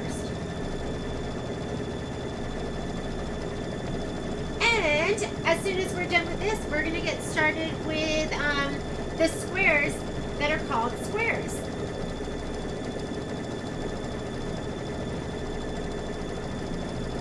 How are you doing this, Stephanie? Hopefully you're able to follow along with this. If not, this is recorded.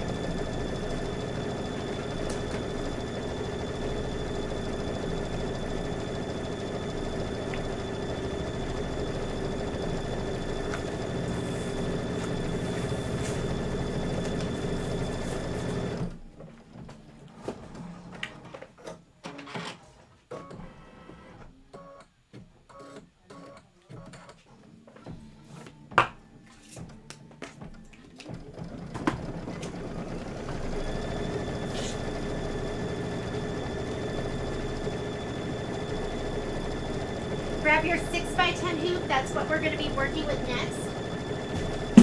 6x10 hoop, and your muslin should be 10.5 inches. Oh God, I got.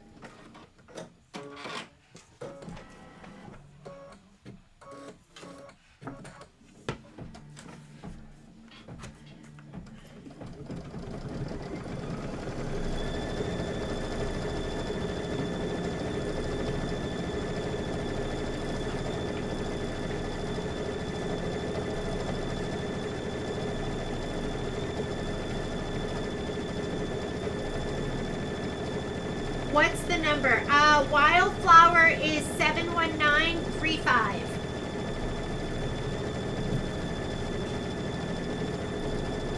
Okay, watch this stuff.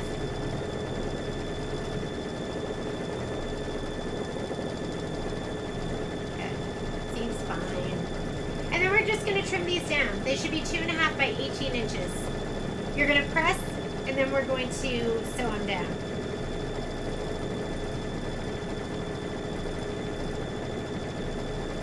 But by leaving it on the, like with the fabric, you save all of this because this, you can rehoop. So you're saving all of this, and then whatever would be on the very top of this, it's probably like 6 inches. So even if you're using rolls as stabilizer, I at this point just leave everything on the roll. I think it's so much easier, and we are done with the dreaded borders. Here is my 6x10. I'm already hooped up. This was, I think it was like 10 inches. It was just like a scrap, like an end piece that I was using. What you're going to need is, let me put this to the side and these to the side.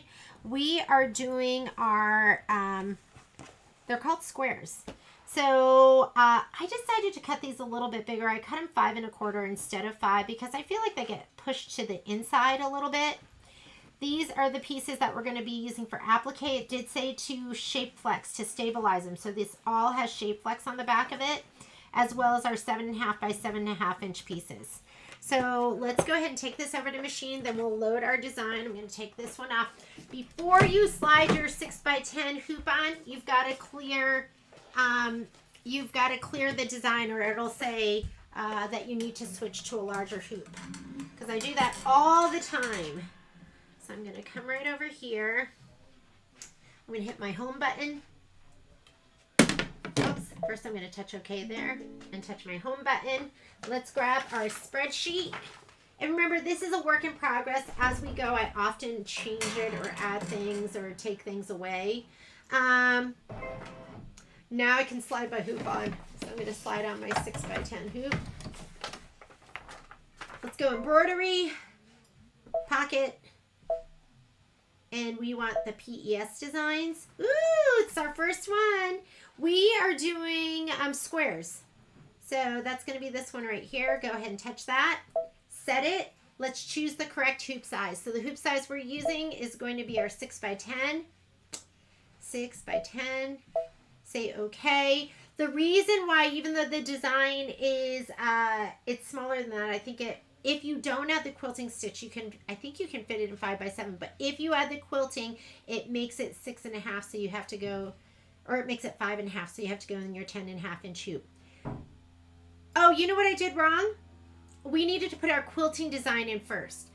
If you have a Solaris and Luminaire, I would just say add your quilting design now, because you can use this button right here and flip-flop what gets stitched first.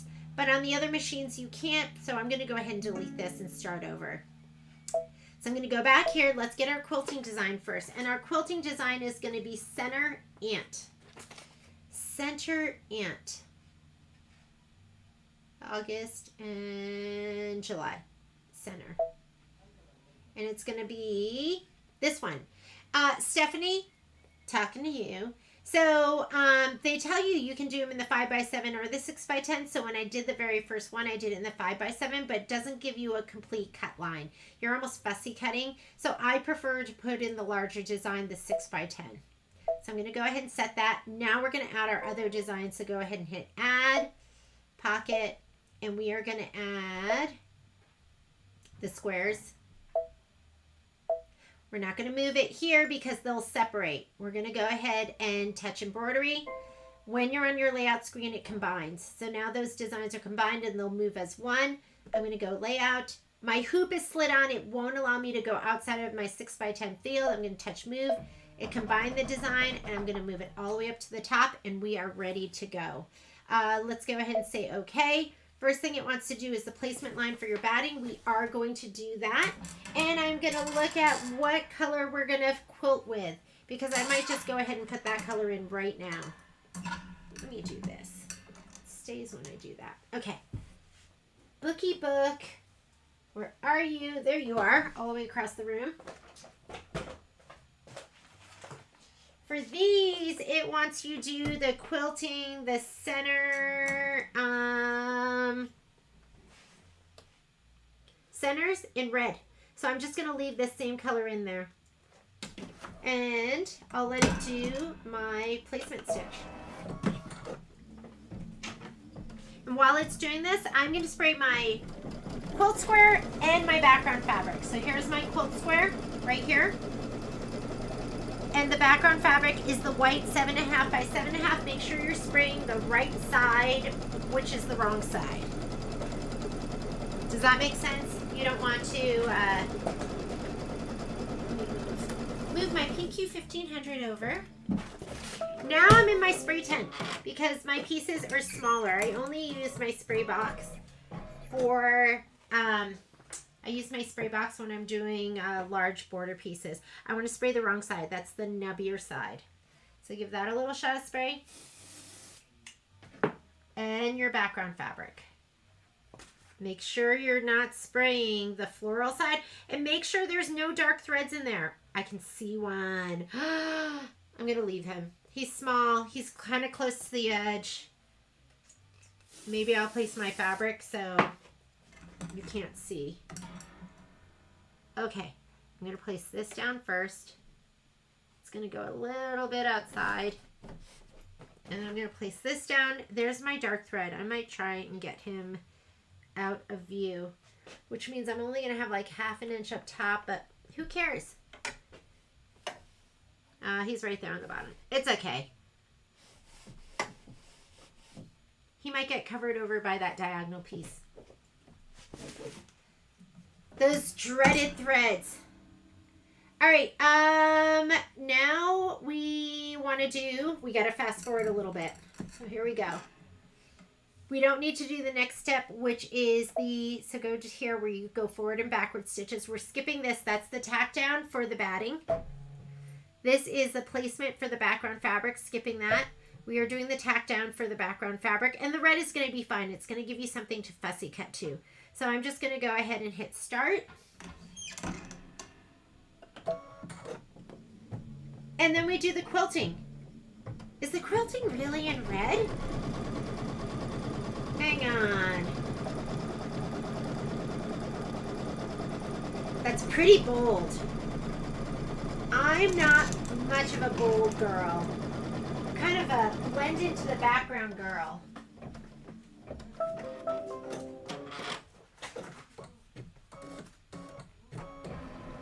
Block by block quilting instructions. It is indeed in red. And so I'm just going to do it. I don't know. Here it is. Whoops. And see the red ants? I don't know if I can do it. I think it's too bold for me. What's everyone else doing? Depends on if you want red ants or black ants. What, Irene, what are you going to do? Are you doing red ants? Here it is. This is it. See the red ants? I don't know if I can do it. Should I just do it? Doesn't it say quilting is last? No, we do the quilting. The only time we do the quilting... Yeah, no, quilting happens now. Quilting happens now. Oh, no! Am I confused? Quilting happens last? Are we piecing in the hoop? Hang on. I'm glad you brought that up. So we're doing the applique. Normally we go ahead and we do the quilting now, and then we do everything on top of it. Hooping instructions, embroidery. Quilting is last. Marlene did hers in black, and everyone is quilting last. Am I am I out of touch? I haven't done this in so long because we're doing some like piecing in the hoop. Okay, quilting last. Let's go ahead and skip this. We're gonna skip this. So let's go to the next step. That's why we have a community here. So quilting's gonna be last. I'm glad that you did that with me, because I would have done my quilting right now. Cindy did hers in a gold. I think I might do that. I think the red is just going to be too bold for me. So we're going to go ahead and go to the placement line. We're going to start right here, which is stitch the decorative one square. It is calling for red to do it. So, because we did all the placement of the other stuff. So right here, that's right where it's starting. We're going to go ahead and hit start. I think I might do a gold too. So, am I doing this right? Yeah, because we don't have to do the other steps. Here's our triangle. First piece that we're going to put down is going to be this one. So Cindy did hers first. Cindy did hers first. Usually we do the quilting. Usually we do the quilting. Now I'm questioning myself. Usually we do the quilting first, don't we? We do the quilting. I mean, there is a lot of stuff that's going down. So if you want to see it, I'm going to look at the picture one more time. And let's see how they did it. Let's see if there's a close-up. Quilting first. We have quilting last, quilting first. I guess if you want to see the ants all over, but normally we do the quilting and then we put everything down. Yeah, I think they're doing quilting first. Yes. Okay, here's the pattern. And they're doing quilting first because you're not seeing it here in the center. Oh no, wait. They're doing quilting last. right? Here's the ants coming on here. But I'm not seeing the ants here. Are you?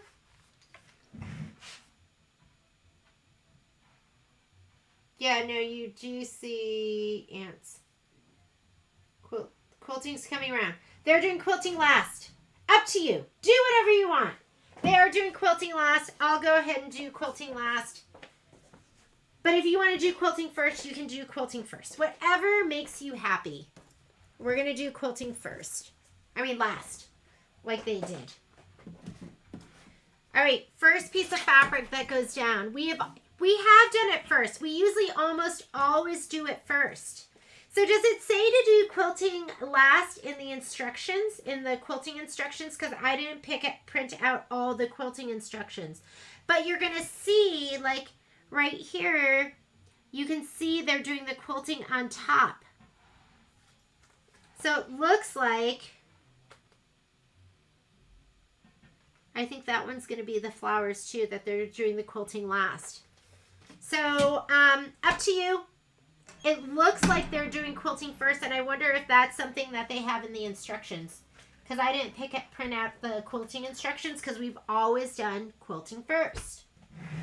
All right, I'm going to give this a little shot of spray to the back, and then we're going to place it over.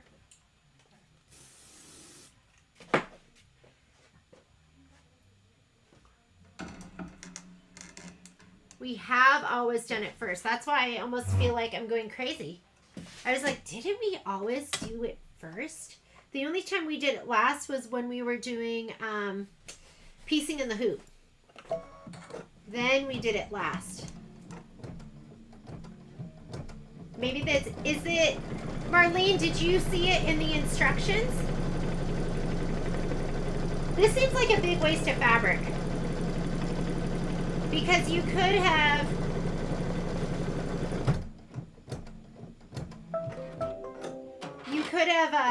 just maybe left the big square. Okay, it says stitch the, so number one, no, we were doing this. Stitch the square one placement line, place the square one fabric right side up. There's the picture. We just placed the fabric. And then it said stitch the tack down. No tack down line is sewn on the bottom edge. This edge is not trimmed and will be sewn into the seam. Trim the fabric close to the stitch line. We're just trimming on the top right and the top left. So go ahead and trim that. Double curved scissors.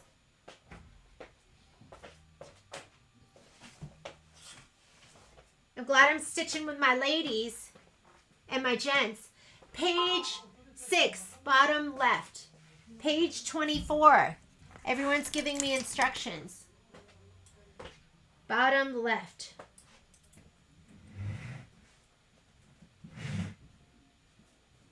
Oh, here we go. Yes. Stitch the quilting design on top of the applique for this block. Thank you, thank you.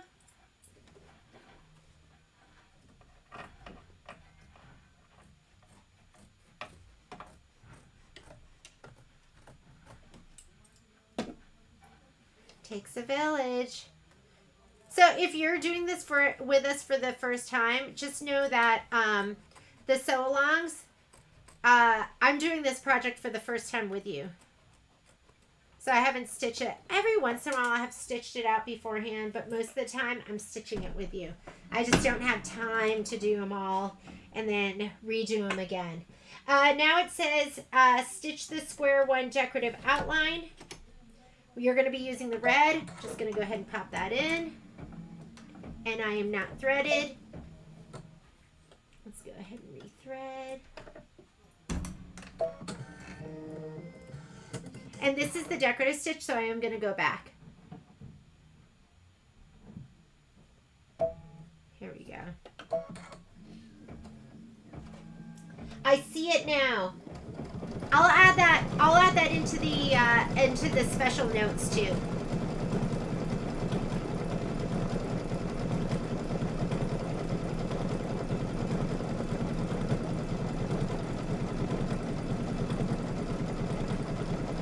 Next thing we are going to place down is going to be one of the houndstooth pieces. So So this one right here, so give that a little shot of spray just to have it ready.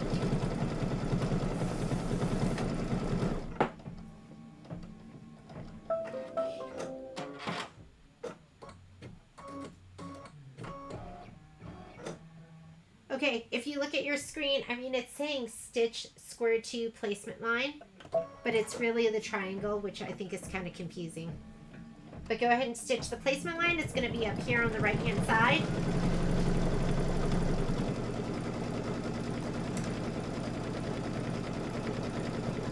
Okay, I'll get in a groove after this.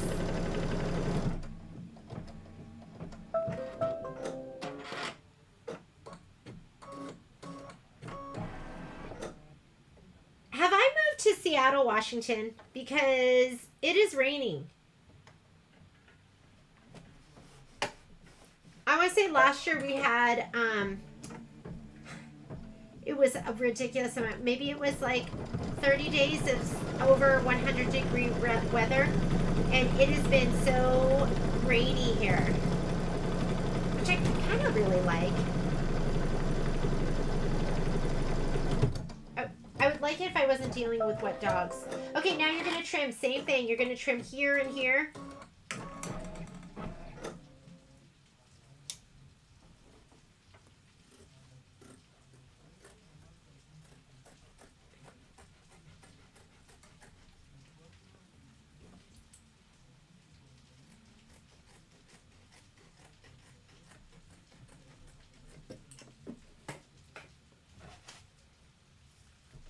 That was the trim right here.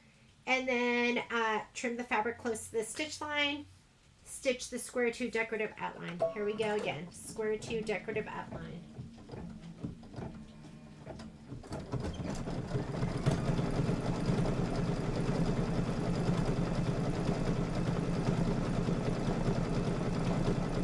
Square 3, that's going to be the dot fabric.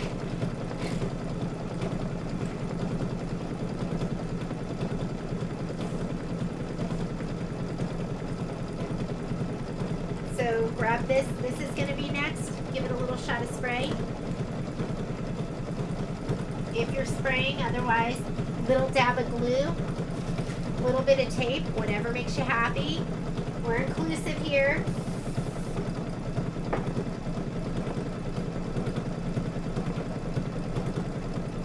Cindy, yours is going to look gorgeous too.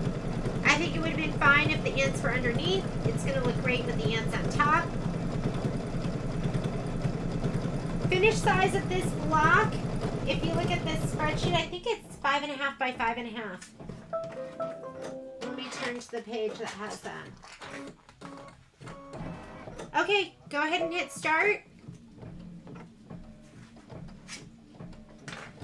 Finished size, 5.5 by 5.5. Looks like July through December, all the centers are quilted last.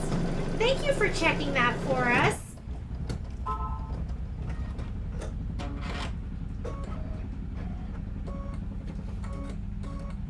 I'll add that into this spreadsheet.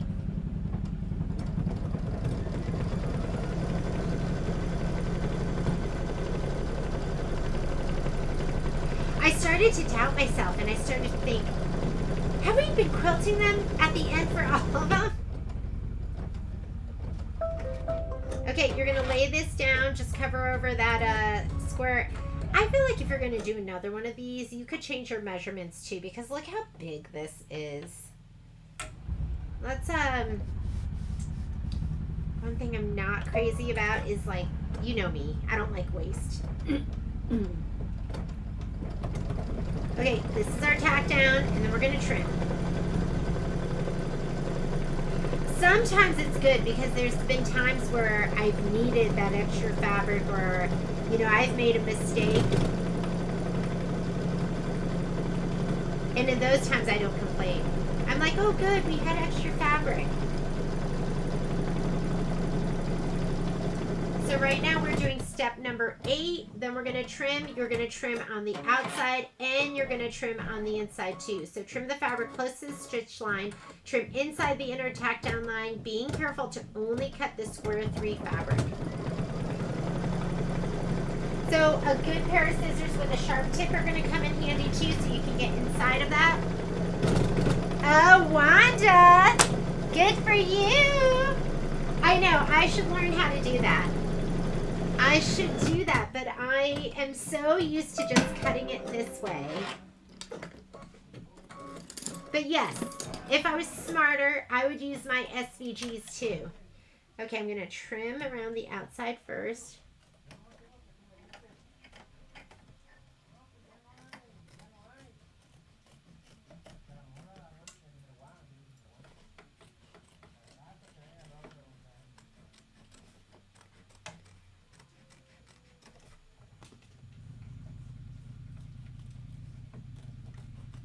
Okay, I'm going to do my next one, and I'm going to change the measurements in my book.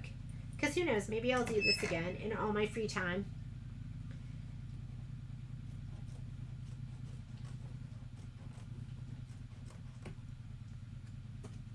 Okay, be careful here. Just kind of stab it under.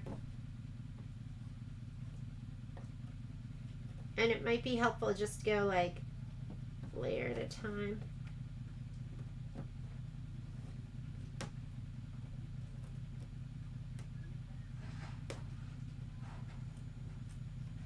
Am I through both? I am.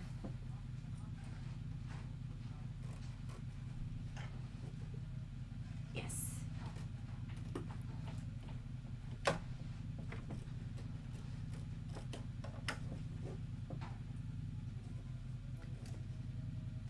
Ah! You enjoy that? Like watching me trim?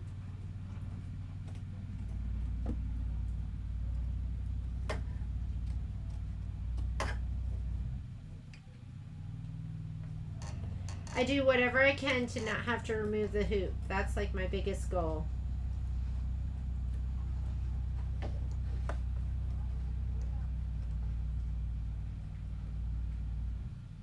Sometimes the tips are, I feel like a surgeon. Like my bag of tricks in here. I'm going to have to get to that corner in just a little bit. Let me see if I can just go this way. I am better cutting with my left hand. Like cutting with my right hand, I don't always hold my fabric right, and so it doesn't always cut for me. There we go. But if I can come in from the left side, that always works better for me.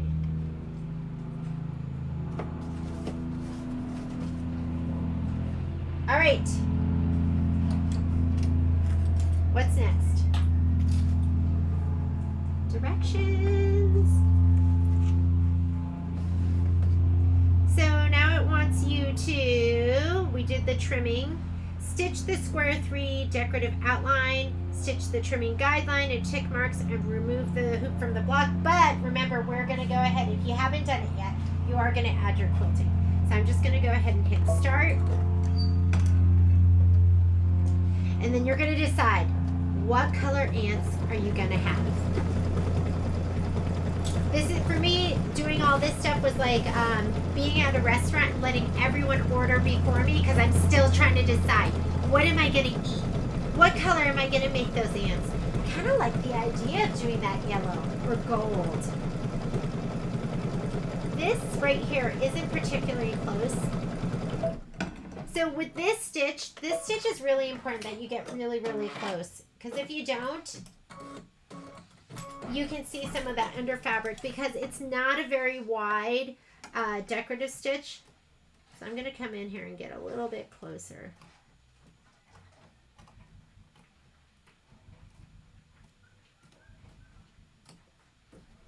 Is there anywhere? Oh yeah, this wasn't very close at all.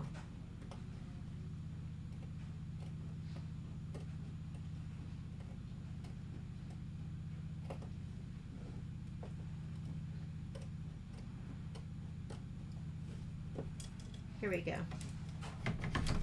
It's worth it. It'll be worth the extra time. I'm going back 10 stitches to just make it a little bit more snug.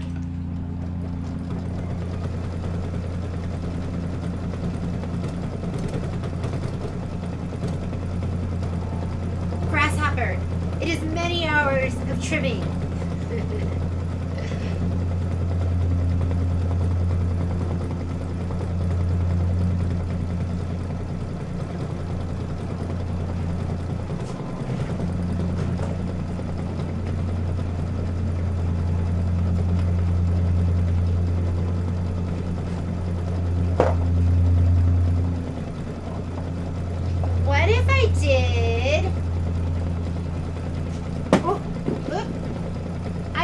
like the idea of this they'll be like little golden ants.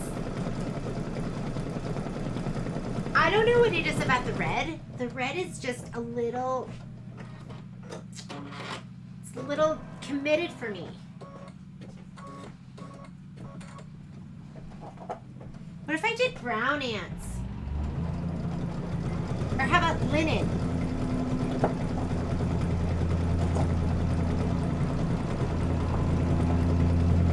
I always do, this is like sand. Okay, I'm thinking about it still. Still looking at the menu.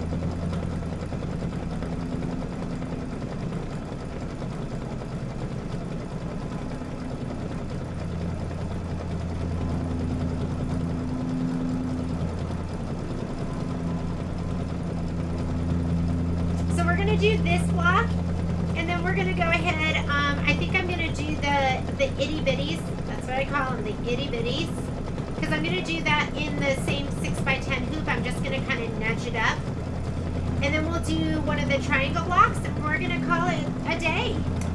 Hopefully, you'll have time to just sit and just stitch it out. This is a project you can kind of sit down and just bang it out.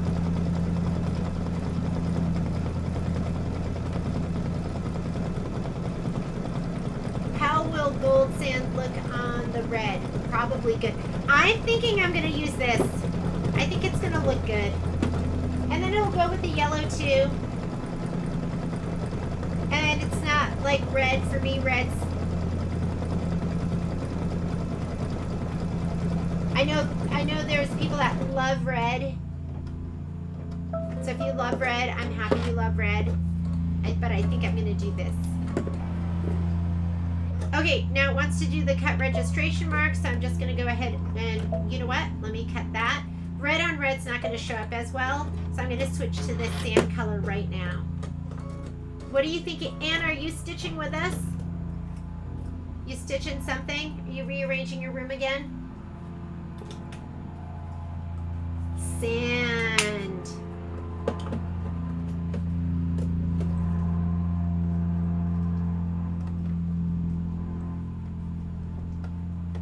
Sometimes I go on autopilot, and that's why I didn't see those instructions. I just assumed they wanted us to do it first. Okay, here are the registration cut marks. You're going to stitch these out, and then we are going to go back to, or actually, it'll go to the very end, and we're going to have to fast forward.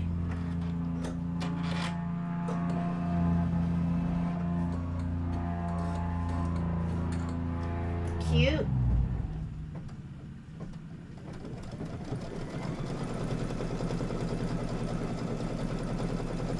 Good to have a cut mark on that side because you can't see underneath it.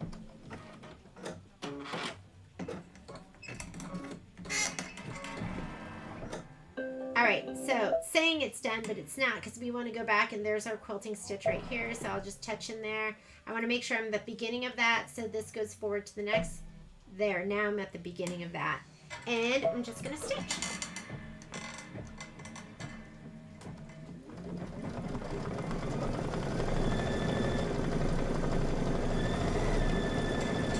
And I like that. That to me, that makes me happy. It fits everything for me. Cute.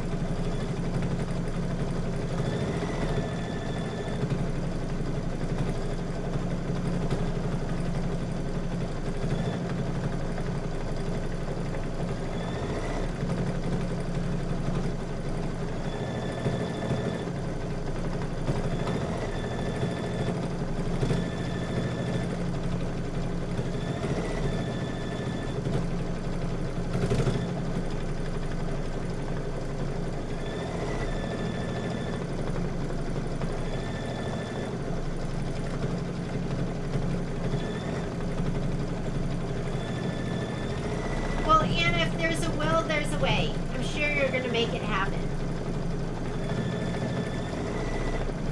For me, it made my room work just to take my serger table, and I was putting it perpendicular to my other tables to just run it right next to it. That was like all that needed to happen, and it turned out perfect.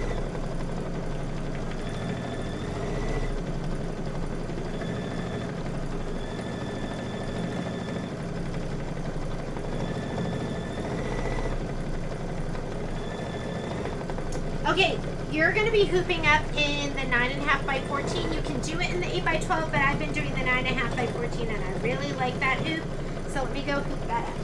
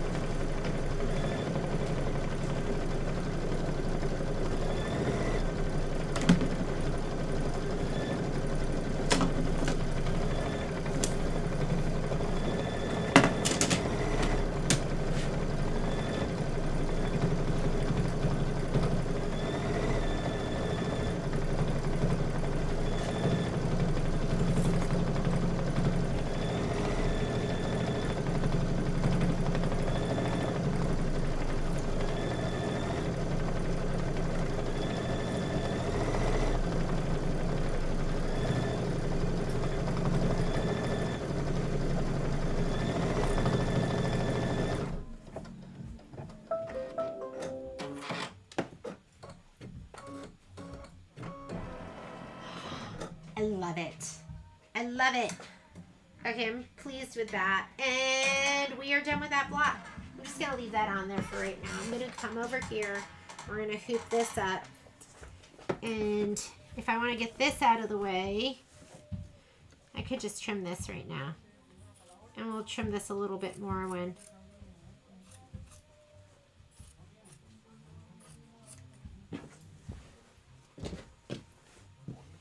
I'm just going to rough trim it, and then I'll do it a good job when after I've pressed it.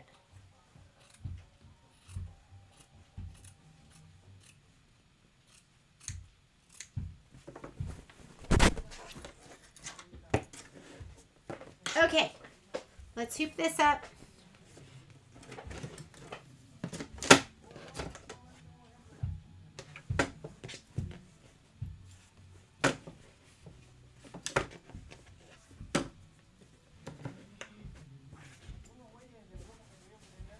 And our design's going to go like this. It's going to be like triangular. So it's okay that we're leaving this on here.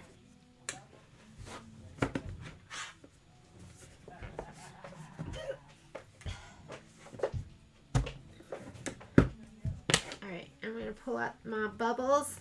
I call this pulling out my bubbles.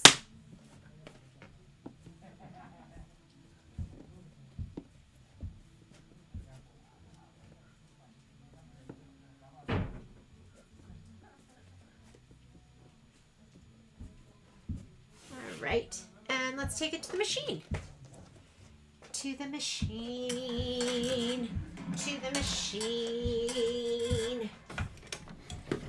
I gotta say, I really, really like the little golden ants, and that's sand. That was sand. The glide color. I'll put it on there. Maybe I'll just put options. Sand, black, wildflower.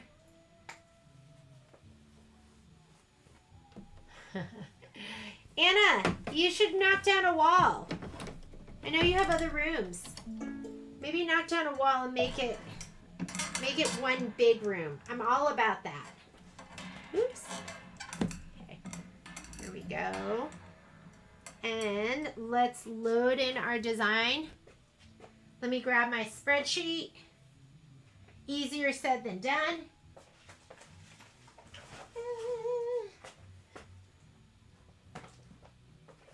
Seriously, easier said than done. Where could it be? It's my superpower.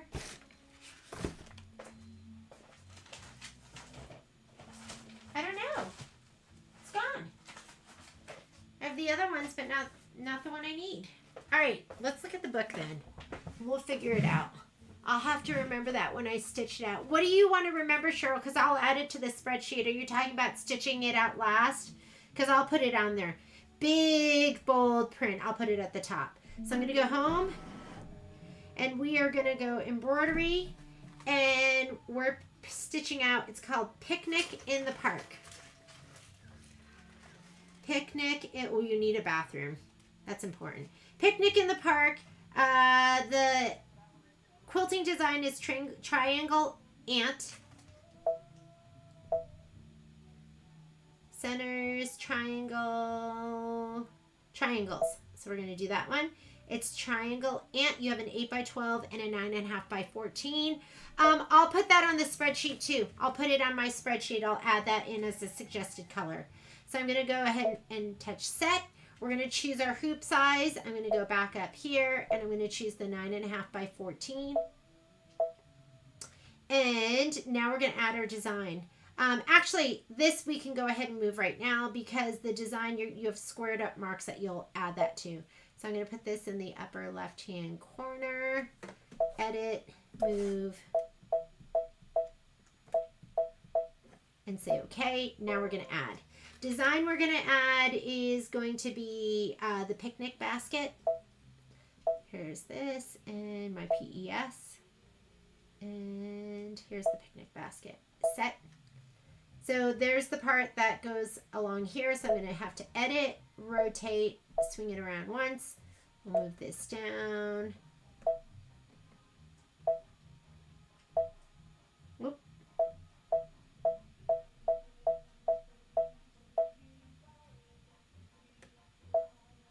There we go. One click up too far, one click down. That looks good. I was going to do black. Yeah, black would have been really good too.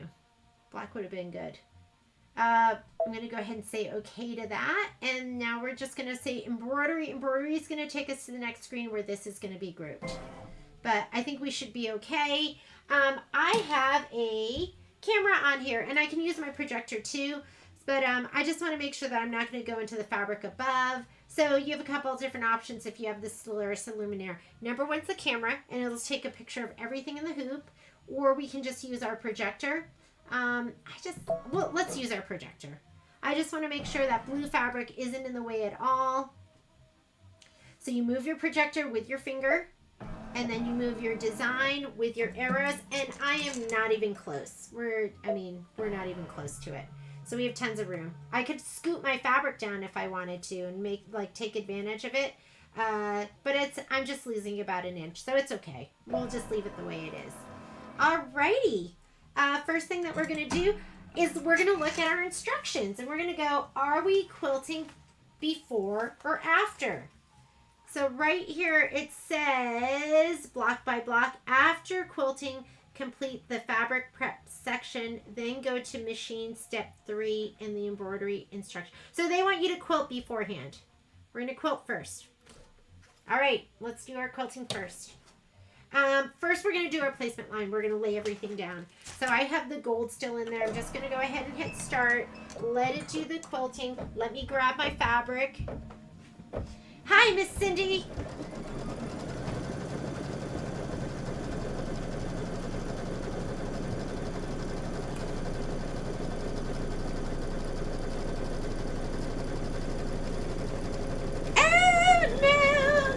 Okay, so this is for the basket.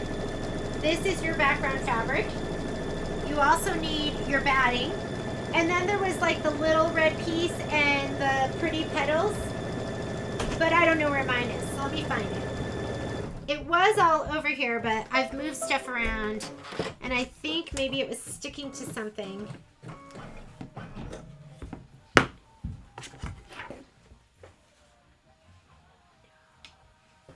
Okay. I'm going to go ahead and lay this down first. Let me give it a little shot of spray. I'm going to lay down my batting and my background. I don't know where my squares are. They were all together. And you just want this to cover. I do this a little bit bigger. Like I don't cut it 2 size.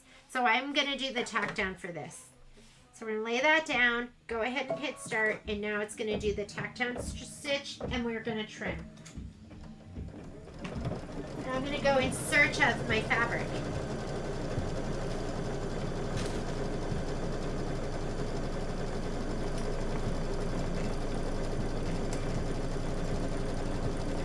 I'm missing my little red squares and my pretty petals.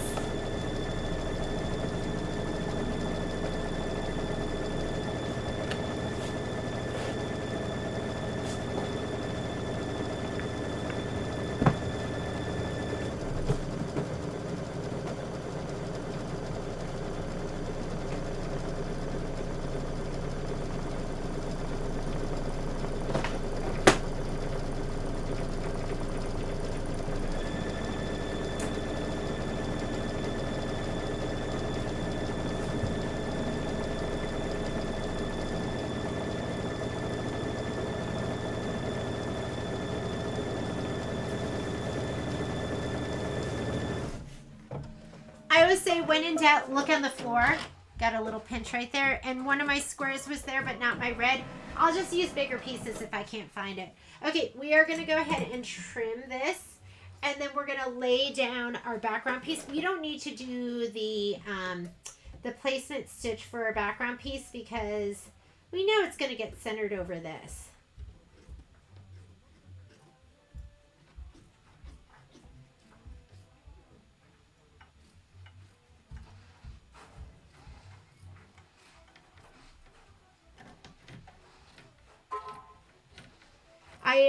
I went to a little brunch yesterday, and these are my girlfriends that, you know, your group of friends that you know because you have kids, like your kids all went together. And it's so funny to hear, like one of my friends, she said she saw her son, she saw his cap and gown, and she's like, I burst into tears. And Patrick said to Violet, he goes, how does it feel to have had your last day of school? Because she's in Arizona at speech and debate nationals right now. So their real last day of school is going to be Wednesday, but she's done. She was done on Friday. She flew out on Saturday. And he said that she just looked at him and just started crying. So that tells me she's had a great 4 years. And she loved school. Kai, on the other hand, says he can't wait, that it was he said it was all torture. Poor Kai. I was more like Violet. Like I loved high school. But I didn't cry. I was excited to go to the next stage.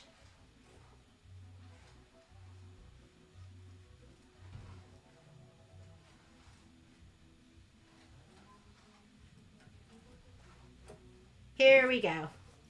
Now we're going to go ahead and take our background fabric. Are all your parents coming for graduation? So, my mom passed away. My dad doesn't always behave well. So he's not invited. And Patrick's mom and husband will be there. All right, let's go ahead and lay that down. We are going to do the tack down, but we're going to skip the placement stitch. So I'm going to come here, which let me show you again because it was out of view. I'm going to touch that, and I'm going to skip the placement because we know where it needs to be placed. We are going to do the tack down. I still have gold in there. And we have some friends coming, like Sage is going to be coming, and one of Patrick's best friends is going to be coming. Small group.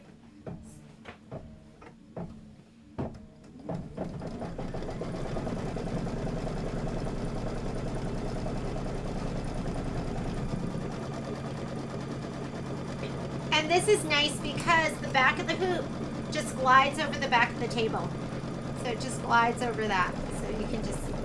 That's what allows you to just leave it on there all the time. It just goes right up and over.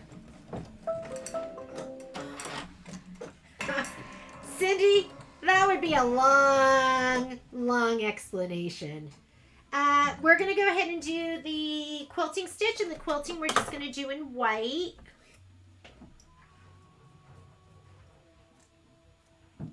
Oh, that's right, Stephanie. I hear Bishop. There's been some wild parties going on. Everyone is celebrating. I'm going to put white in now. I have a big king cone of, we have a couple family friends that their kids go to Bishop Reno. Where's my white? Where's my white? I don't even know where my white is. I'm just going to use this. I just grabbed my Isacord white because I can't find my other one. Yeah, it's okay. Anyone back on the East Coast, can you tell me this?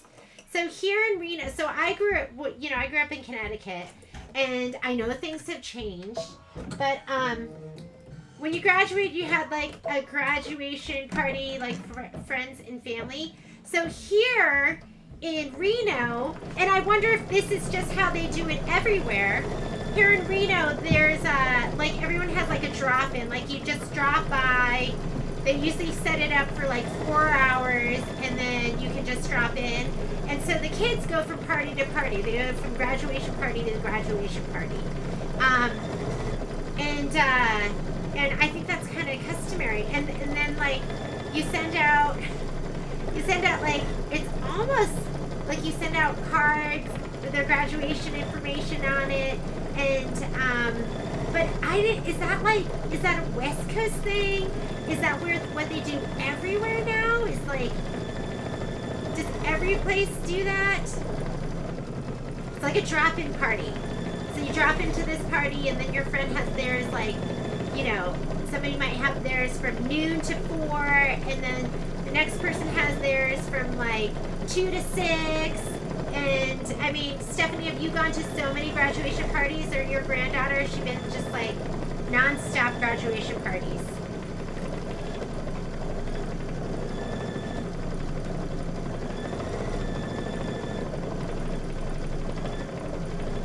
Has been partying.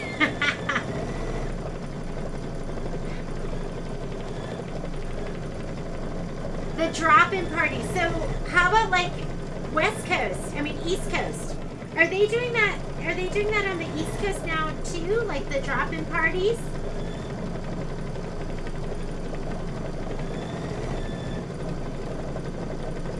And I grew up in Willimantic, Connecticut. We weren't very fancy there.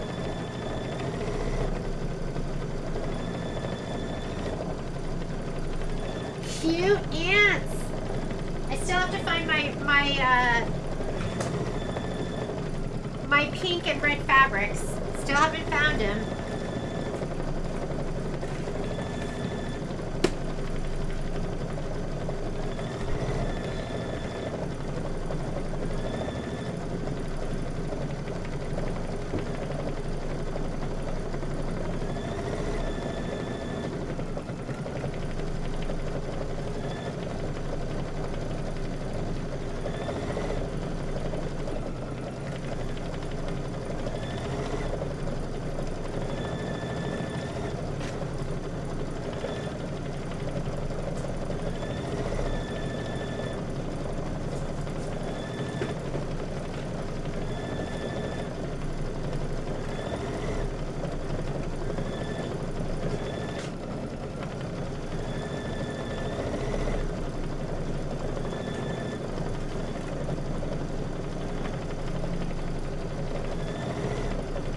So seriously, I cannot find my fabric. So I'm going to just use these. I have extra scraps.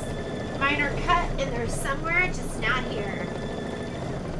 Must be a new thing to do. When I graduated, I went to one party and came home and left from Florida. But how about now? Does anyone have like grandkids back east? Or do you live back east? How about you, Alice? What do your kids do? And everyone here takes like a formal picture, And they send out this like, it's like a graduation announcement. It's almost like a wedding announcement. I didn't even do it for my kids. I was like, we need to go get your senior pictures taken. And every time I tried to schedule it, they had too much going on.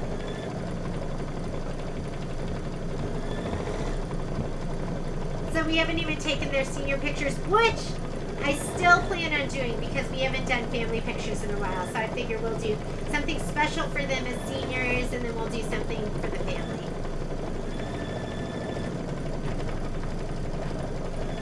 Our seniors just have an all-night party. That's a planned party. Cindy Lehman, where are you? Where do you live? What state are you in?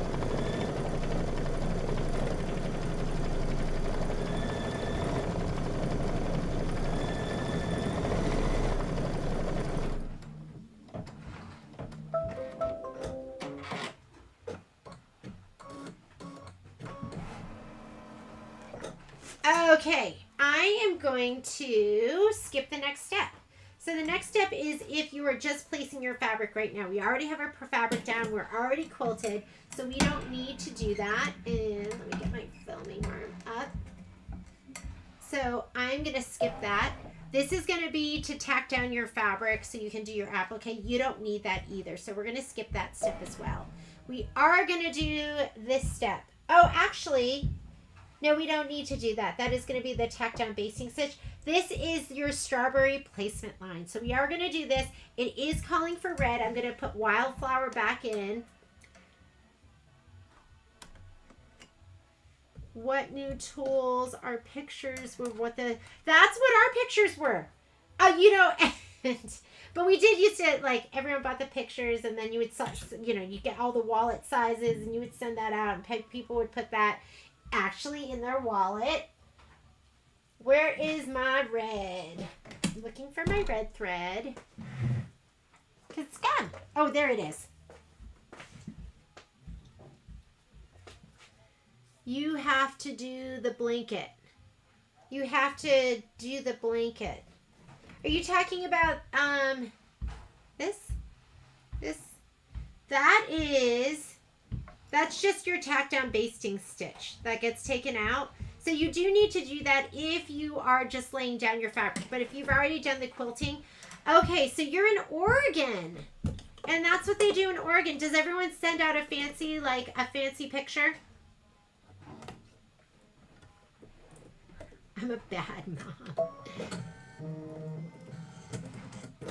Yes, we are going to do the red fabric. We're going to put that down in just a second. So we're going to go ahead. Let's do our placement stitch.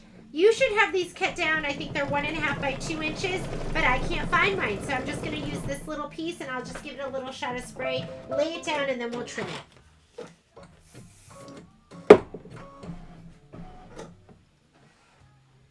Okay, so that I thought, my theory was that it was like a West Coast thing.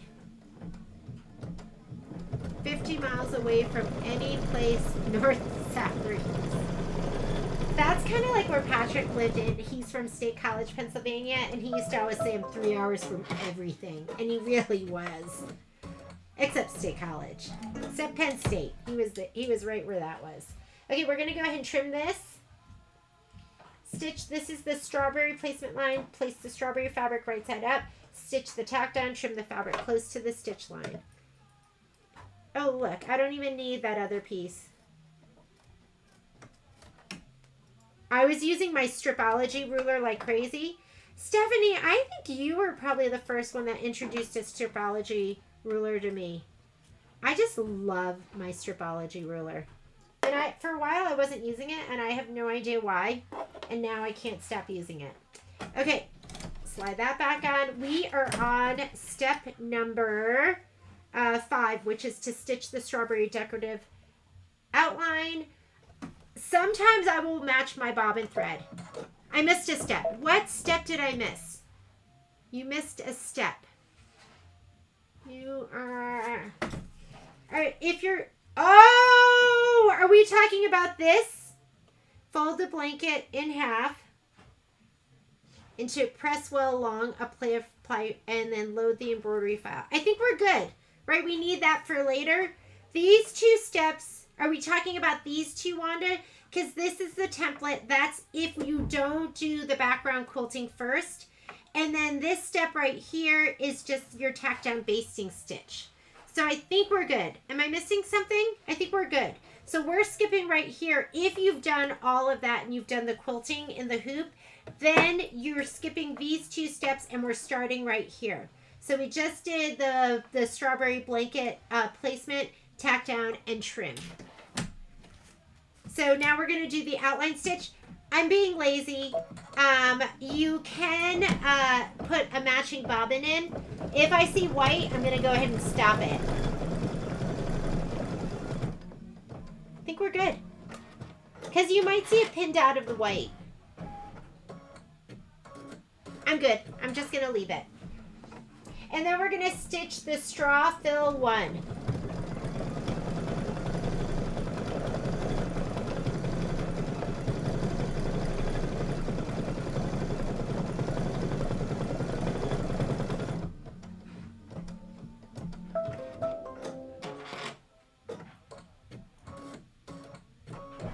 Okay, go ahead and stitch out straw fill 1.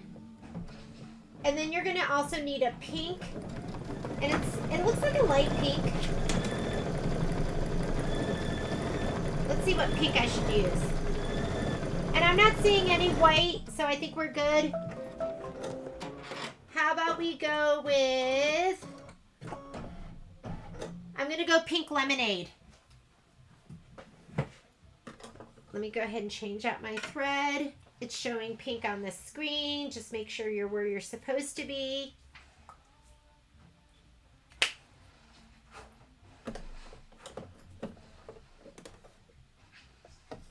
I did not fold my blanket in half yet, though.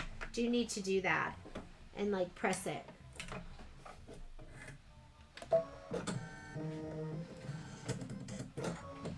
If you ever get that and it doesn't pull all the way out, pull it out so that it beds down. You're welcome, Anna. I'll see you on Wednesday. Go ahead and do your pink on your straw, and then it wants you to stitch your soda fill. And I'll add all these colors in that I'm using right now. For the soda fill, I'm just going to do the same cornflower. Cornflower is such a good yellow. I love it.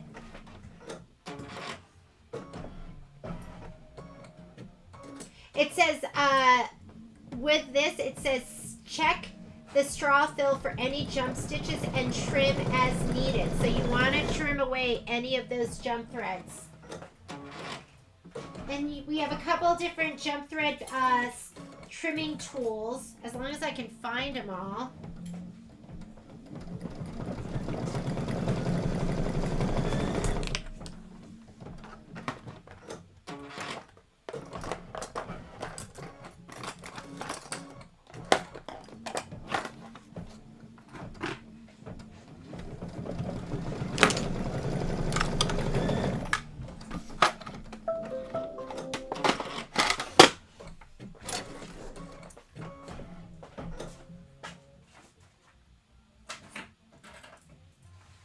Collecting my tools. I was looking for my jump thread, my OESD ones. But let's go ahead and get any of these threads first, because are we putting vinyl down? I think we are. So what I'm going to use is I'm going to use tweezers, and then I'm going to use my Tooltron. The other ones I love, of course, are my OESD ones, but I don't even know where they are. So I'm just going to grab these with my tweezers. Grab it this way and just have it come up. Look at these threads here. I think that's it. I think we're good. Just grab them with your tweezers, pull them straight up, and then trim them. And I think we want to get rid of Poppy. Has been loving chewing on my transport tape, and I don't even know how she's finding it. I don't know if she's climbing on my table and taking it. She's so naughty. Really, really naughty, but so cute when she's being naughty that you can't even be mad at her.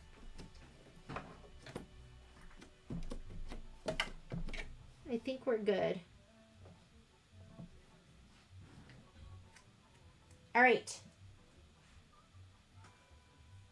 Where are we at? Let me look at my instructions. So let's stitch the soda fill. So I'm gonna, whoops, sorry about that. I'm gonna switch over to the cornflower.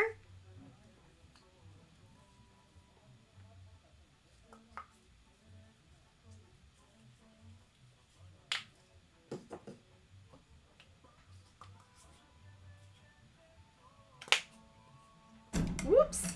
Oh my God, I'm so sorry. I need something that just kind of hangs down. It's not attached to all these bits and pieces.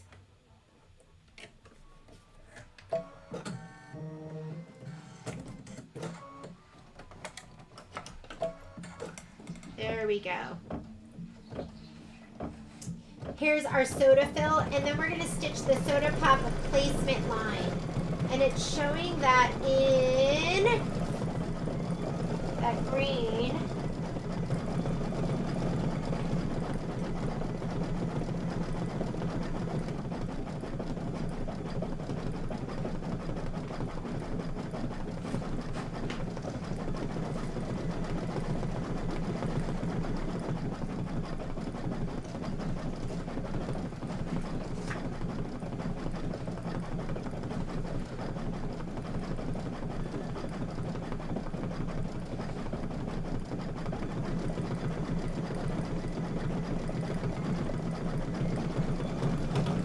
it shows it in this like that kind of mossy green.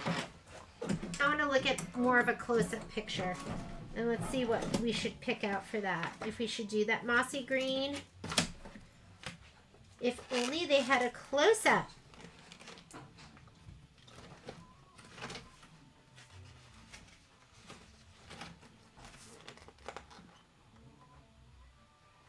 Okay. If we are going to go mossy green, let's see what the best color would be. Mossy green. They just came out with a new color list, or new glide color sheet. So if you want a new one, I think they've added all the colors at this point. I think I'm going to go with this one. This one is Time, and I think that's the mossiest green I have. So back over here. We are going to be placing some vinyl. So it says stitch the soda pop placement line and then place the soda pop vinyl.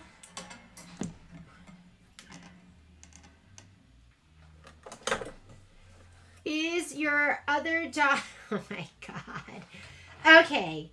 So I called the vet, and the vet says you need to, like, the vet's like, we can't even see you today, even if you know, you had to come in. There's an urgent care that we could take the dog to if we needed to, but I'm going Time. So she goes, the other thing you could do is you could just feed him an easy to digest diet, like go, you know, kind of like the brat diet for kids. So she said, feed him just rice and chicken. So I go, okay, and I run to the store. I bought a rotisserie chicken. Our store here is Raley's, and it's really bland, so it's not like it's a lot of salt or anything. So I bought him a rotisserie chicken, and I ripped it apart, and I had to run out for maybe just a little bit. So I ripped most of it apart, and I put the rest on the counter. I was like, I'll get the rest of this later. So I'm going to do this is the placement stitch for your vinyl. Grab your vinyl. Make sure your vinyl's clean. And then before you place your vinyl down, you're also going to make sure you don't have any stray threads or any dark colors. He had that one night that was really, really bad. And then the next day he seemed, you know, we fed him the bland diet and he seemed pretty good. Where are my tweezers again? But after, I swear, I put it, Patrick goes, did you have a chicken carcass on the table? And I was like, well, yeah, but I put it all the way far back where they can't reach it. And he goes, they got it. So It's like, in my head, I'm imagining Poppy standing on Momo's back or something. I have no idea how they got back that far, but where there's a will, there's a way, right? I'm sure they just couldn't even stand it. Just the smell of it was like... So he said there was not a scrap left. Like, they got the container, they got the... they licked everything clean. So last night he threw up. His poo was good, but he threw up. And there was bone sticks. I don't even know what was in there. But he seems like he's acting fine. That's the thing. He seems fine. Wants to run around, wants to cuddle. Still interested in food. Okay, I'm getting my vinyl. And I'm going to lay this down, and you're going to trim as desired. Trim as desired to me means 1/8 of an inch all the way around. I'll put it on like this. All right, I'm going to slide it back on. And he had, is this like too much information? He had nice poo, and then he had a soft poo again. So, but he's sleeping through the night. Sleeping through the night. And he needs a better mom. Doesn't leave chicken carcasses on the counter.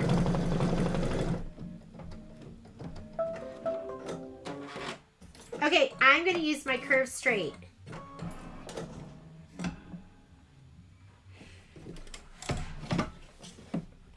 And I'm just going to trim around this about 1/8 of an inch. Whoops, I'm going off the rails here.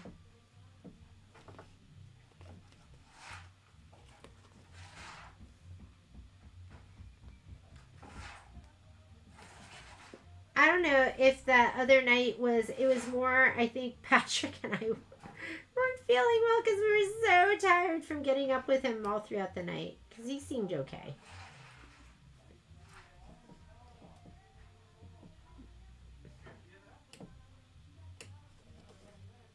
Oh, this is cute. I just love the vinyl. I like to round off the corners. I don't like it when it's really sharp. Oh, yeah. No, I heard chicken bones that they kill them because they choke on them. So I was nervous, but those two seem to get them all down. Yeah, we never give them, I would never have given them, like, handed over a chicken carcass to them. I would never give a dog chicken bones. But that was they helped themselves situation. Alright, so next thing it wants you to do is stitch the strawberry seed detail, and it wants that to be in white. So I'm going to go ahead and put white in.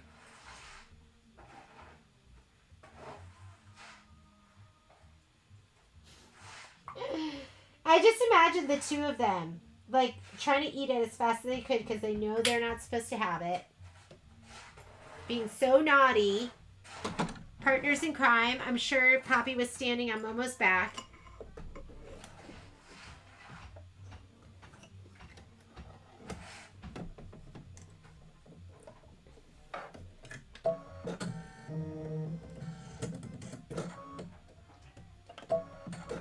Okay, here are the strawberries, and now we're going to stitch... Oh! How timely that this is what we're going to stitch next based on our conversation. We're going to stitch the chicken bone fill. And that looks like a grayish color. Let me see what I have over here that's going to be good. Chicken bone fill.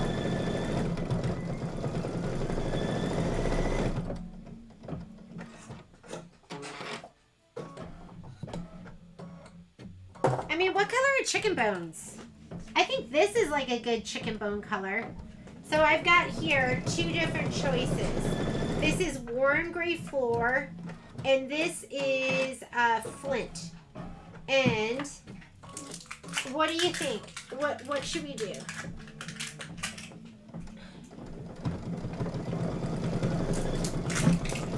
Okay, warm gray floor is on the left, and flint is on the right. Which do you think is more chicken bone-ish? Number 1 or number 2? Here. What do you think? I think either are going to work. I think I'm going to go with warm gray 4. No, that looks kind of gray in the picture. I'll use this. Flint. Flint. Oh, Wanda says 1. Now I'm questioning myself. Warm. Oh, you both say. Okay, everyone's saying warm gray. Okay, here's my chicken bone. Warm gray 4. I'm going warm gray 4 for my chicken bone, and that is my final answer. Lila says warm gray 4 too. See, this is why I don't trust myself. Everyone says warm gray 4. And I was going to go number 2 and make the wrong choice. Well, how come everyone sees the right color but me? They all agree this is chicken bone. All right, let me thread her up. We're going to do our chicken bone. Like I said, I'll add this to the supply list. I'm doing a glide thread order tomorrow. So if you need anything, Alice, just so you know, they didn't send me any sage. So I sent them a note, because I go, oh my goodness, I must have forgotten it. So I went to order it again, then I looked at my order, and I had ordered it. So it's just going to go in my next order, the one that I'm doing. You know what? I've got to agree, this looks like a chicken bone. Warm gray. Warm gray 4. That's what we're doing right now. After this, we're going to stitch the chicken drumstick placement line, and we're going to lay down our felt, which I did end up finding and losing again. Whoops. Got tangled in my arm.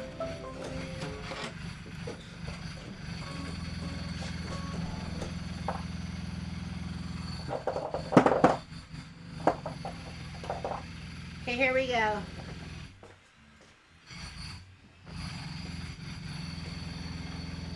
Next step, placement line for drumstick. I'm going to use cork.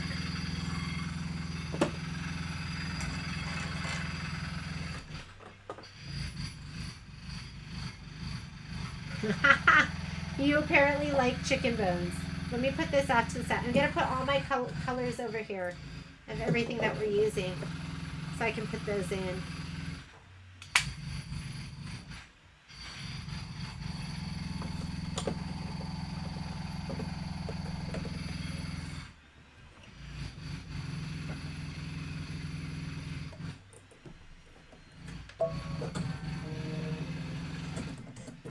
Okay, placement line.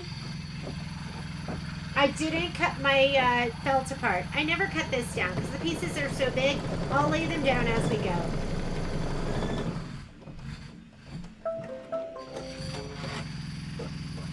And you can give it a shot of spray if you want. I'm just going to lay it down. And it says cut as desired, so I want to have about 1/8 of an inch all the way around.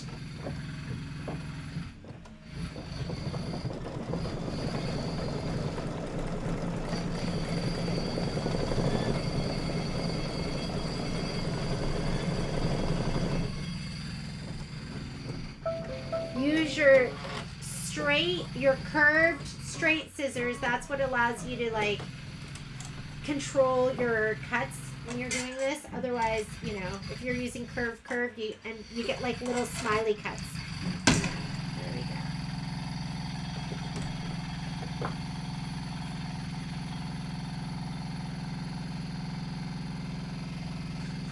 I'm gonna cut with my left hand and get up and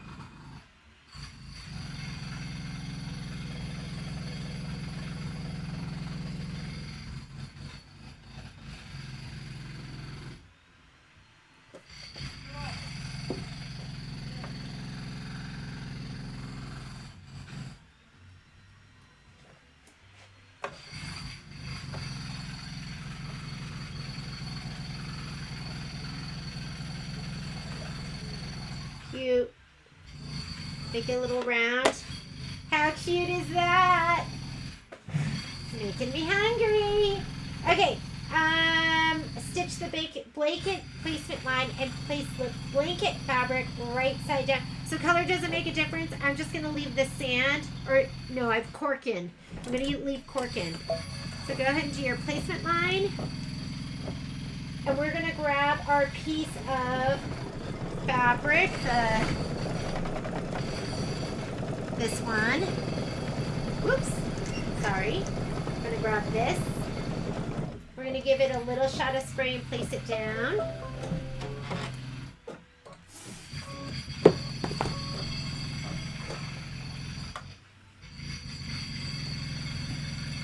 Okay, tack down.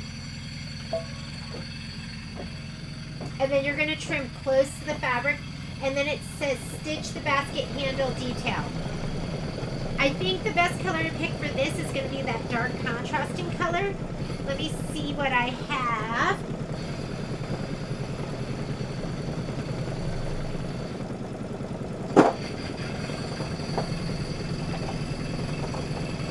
Okay, what do you think?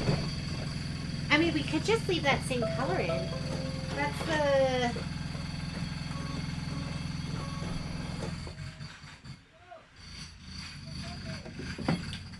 Or maybe we'll do this. This is coffee. I think if you just did the same one, we would be fine. But, I don't know. It's a little bit darker. Let me go coffee. Okay, so I'm going to take out my cork. I'm going to trim this up, and then we're going to stitch that with coffee. Theirs looks dark.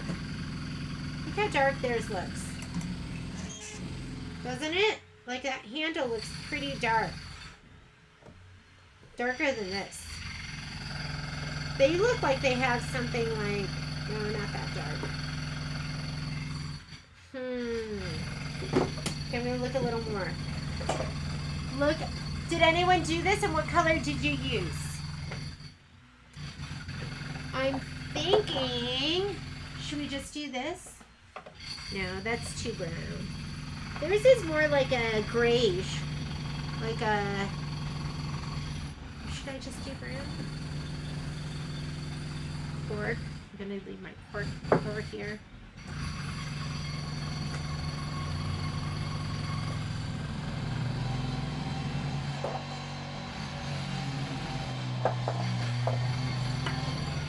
This makes me go, I don't have the right colors. Because I think too dark, too light, too light.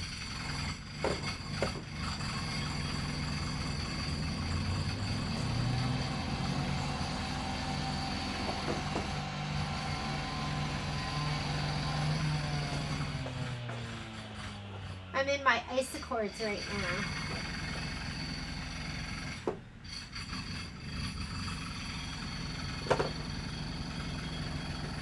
Too green.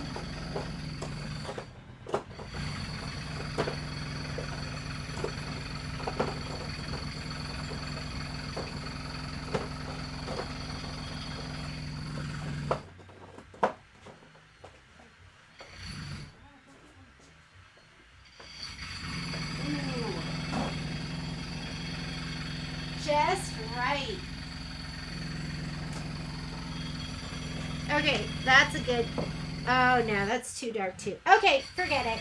It doesn't have to be perfect. I'm just going to go... I want it a little darker.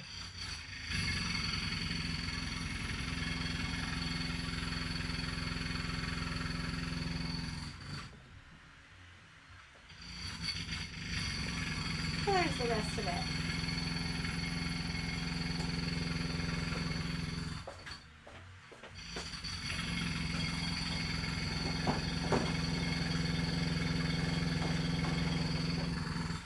Aha.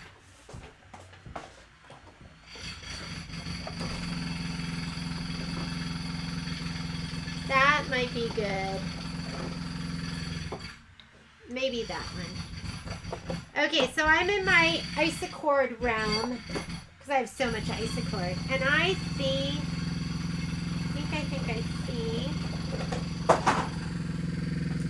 to go this one. So I don't have equivalent. I don't have, are they working? Can you hear it? Yeah, coffee. Are you using coffee? Because there's a color called coffee bean. Oh, you think I should go coffee? Should I just do that? I feel like it's too light. I want a little bit darker. I'm going to use this. But, can you hear the jackhammer? They are working on it right now. Oh, let's trim. Let me go ahead and trim this up. I like my curve. Isn't that a nice sound? You like it?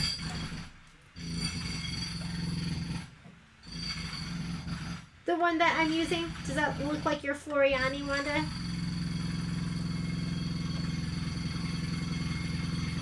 I know. It's jackhammering. So funny.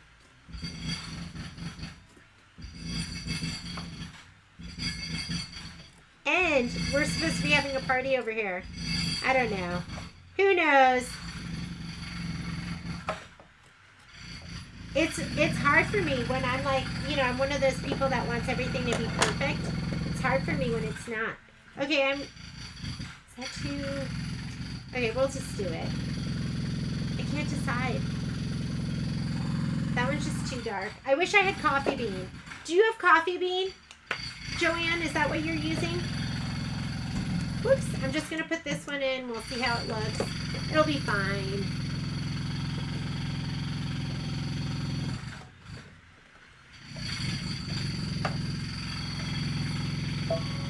I think coffee was just a little light for me. I want to have a little more contrast. Oh, I can't reach it. All right, let's slide it on. It's going to do the handles. We need the green for the strawberry top. Oh, where did that come from?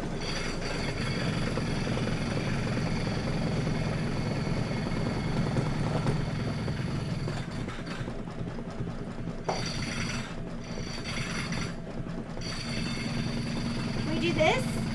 That's not bright enough. I'm going to go lime.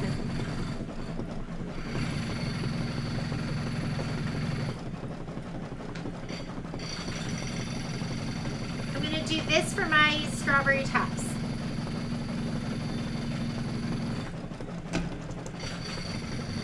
Isocord 1141. Mine is 1565. 1141. I'm using that right now on Everett's cottage.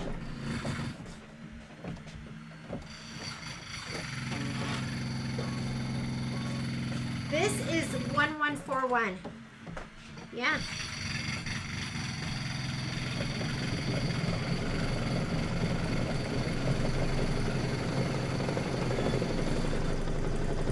This is Isocord 1565.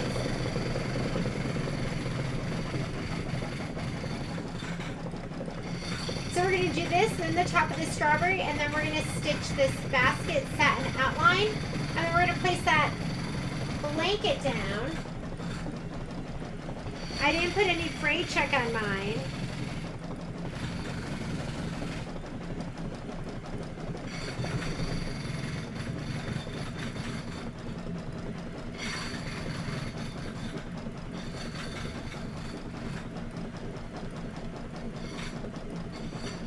There's the little blanket piece that you're going to lay down in a little bit.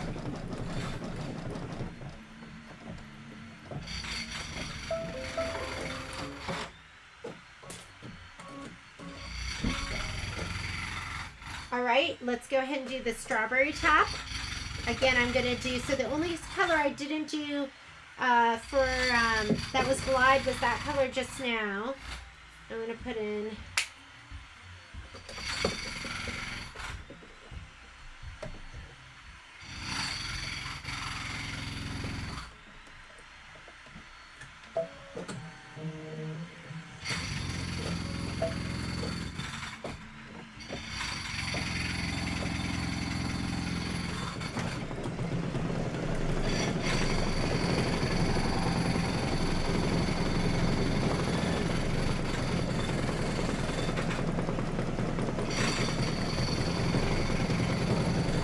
it does say to give that blanket piece a little bit of a press, so I'm going to heat up my iron.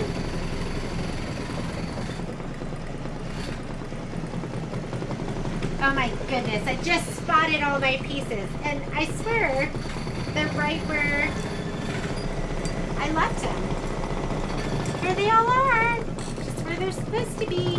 I'm going to give this a little press. I might as well press all my blanket pieces, right? And I don't even know if I was going to be washing this, I think what I would do is I would actually probably narrow hem the edges on my serger.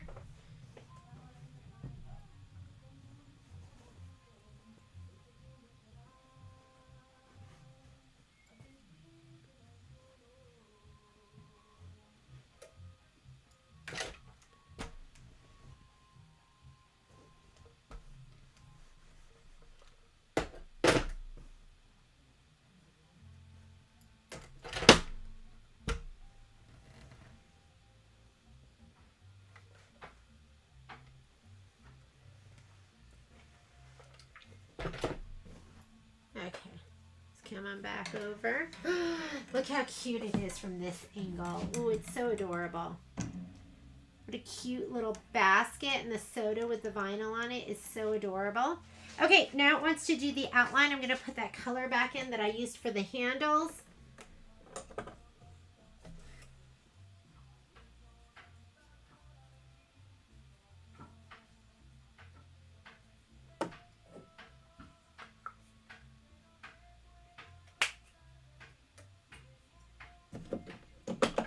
It was raining hard here a little. I mean, the guys have been working outside the whole day, so we had a little bit of hard rain, but they've just been working through it. It's good that it's been warm out. Okay, now it's going to do the outline stitch, and then we're going to place our blanket down. So this is the basket satin outline.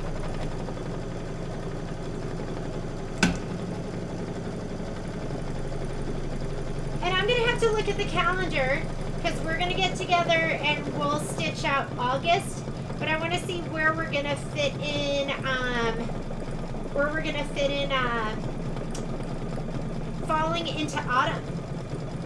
Falling into autumn, I think maybe what we'll do is we'll do falling into autumn the first Monday in August. I think that'll give everyone time to get their stuff and start cutting. And then, is today the 2nd? Is this the 2nd? Or yeah, this is the 2nd Monday, isn't it? So we'll probably do August the 2nd Monday, and maybe we'll do falling into autumn the 1st Monday and the 3rd. First, 3rd. I think falling into autumn is going to be a little more involved than like oh so delightful. It looks a little more complicated. I am doing the this is the 9.5 by 14. And the only difference is when I do my next tubing, I'll just snug it up here. If I was doing the 8 by 12 hoop, then I would kind of snug it right in here. So it doesn't make much of a difference which one you choose.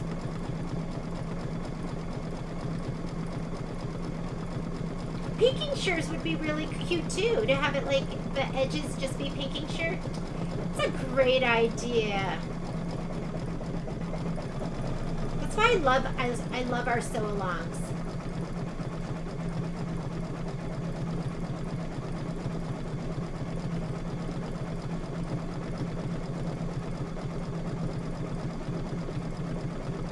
The falling into autumn looks really, really, really, really cute.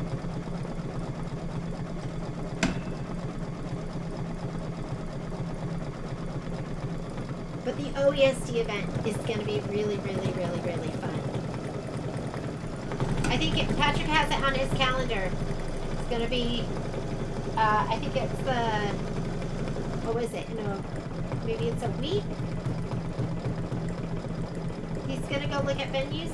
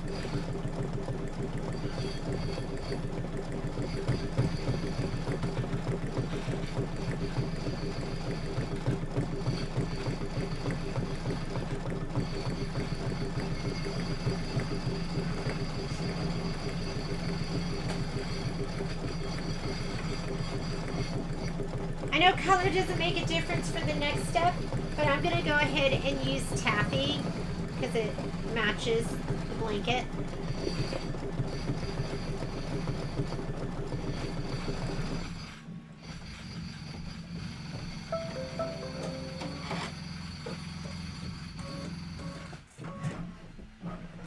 Okay, so we're going to do the placement line for the blanket. What happened? Cheryl, our events are always so much fun.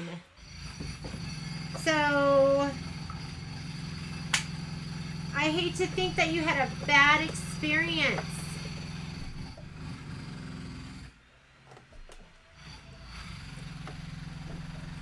Okay. Whoops. How about threading the needle first, Jeannie?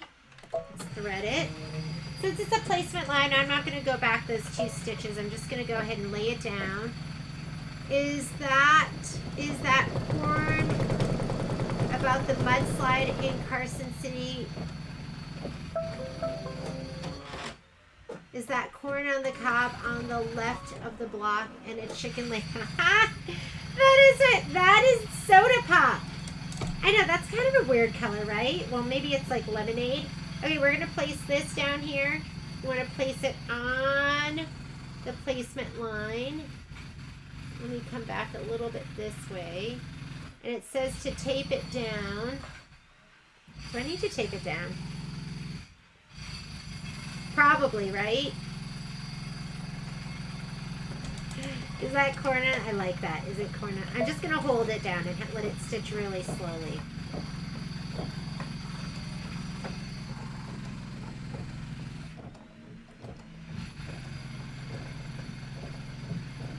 Okay, we're just going to look at it.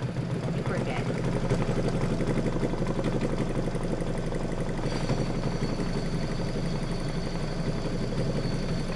Oh, should have taped it. Oh well. That's going to be fine.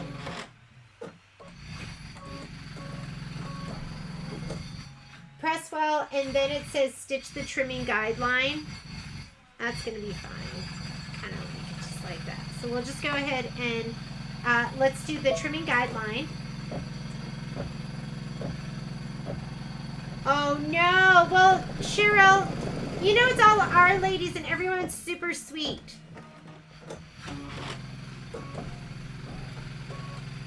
Crowded. We had ours, we usually have it like one of the bigger venues, so we don't really crowd people in. Most likely we'll be either at the convention center or we'll be in one of the large rooms at one of the casinos. And you're going to sit with somebody awesome. If you want to pick who you want to sit with too, you can do that.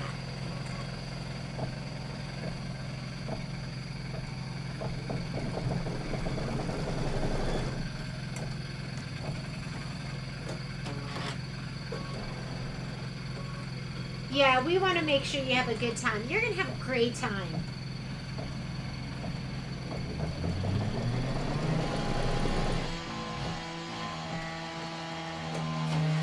Oh my goodness, can you hear all that heavy equipment? Isn't that adorable? That is, I know you don't have like the right angle, but then you're going to just press it and trim it and let's take a peek. That is really, really, really cute. And we'll trim those jump threads and everything. So, I think we're going to stop here. I will do those bitty blocks, but I'll film that. And I am going to probably just continue to stitch the squares first. Maybe I'll flip this. You know what I think is helpful too is just showing you how I flip this design. Number one, don't delete this. So the design that you have here right now, you're going to take this and say okay here, put it into memory so you don't have to layer that again. So you're going to put that into memory and you're going to just save it on your machine. The other thing you're going to do is we are combined on this page. So this is like one design. I want you to go ahead and go to layout and you're going to rotate. When you go this way, it's too big to fit, so it's automatically going to flip it 180. So you're going to rotate it and you're going to save that too. We'll take that and we'll move it all the way over. Whoops, too far. We're going to stay in our 9.5 by 14. And I think I bumped it up a little bit, so let me bump it back down. Put that into memory too. And now you have them set up because you're going to flip them back and forth. We'll do one this way and then we're going to do one the other way. But you have memory so you don't have to go and find those designs. It's just going to be on your, when you pull up the design, here, I'll just get out of here. We'll go home. When you go to pull it up, you're going to go embroidery, pocket, gives you a choice of where you want to pull it from, and you're just going to pull it from machine, and you're going to see they're right there. All right. I'm going to make my soda pop. Oh, that is really cute. I just saw that too. So Cindy said she's going to make her sew. See, this is why I love sewing with you guys, because I wouldn't even think that. I'm so robotic. I'm just like, must do what it tells me to do. And I would just have done those yellow. So I love that idea. Cindy, can I copy your idea? Because I was really thinking I would like some light blue soda pop. I don't know why, but I'm just feeling that I have to have light blue soda pop. So that's going to be it for today.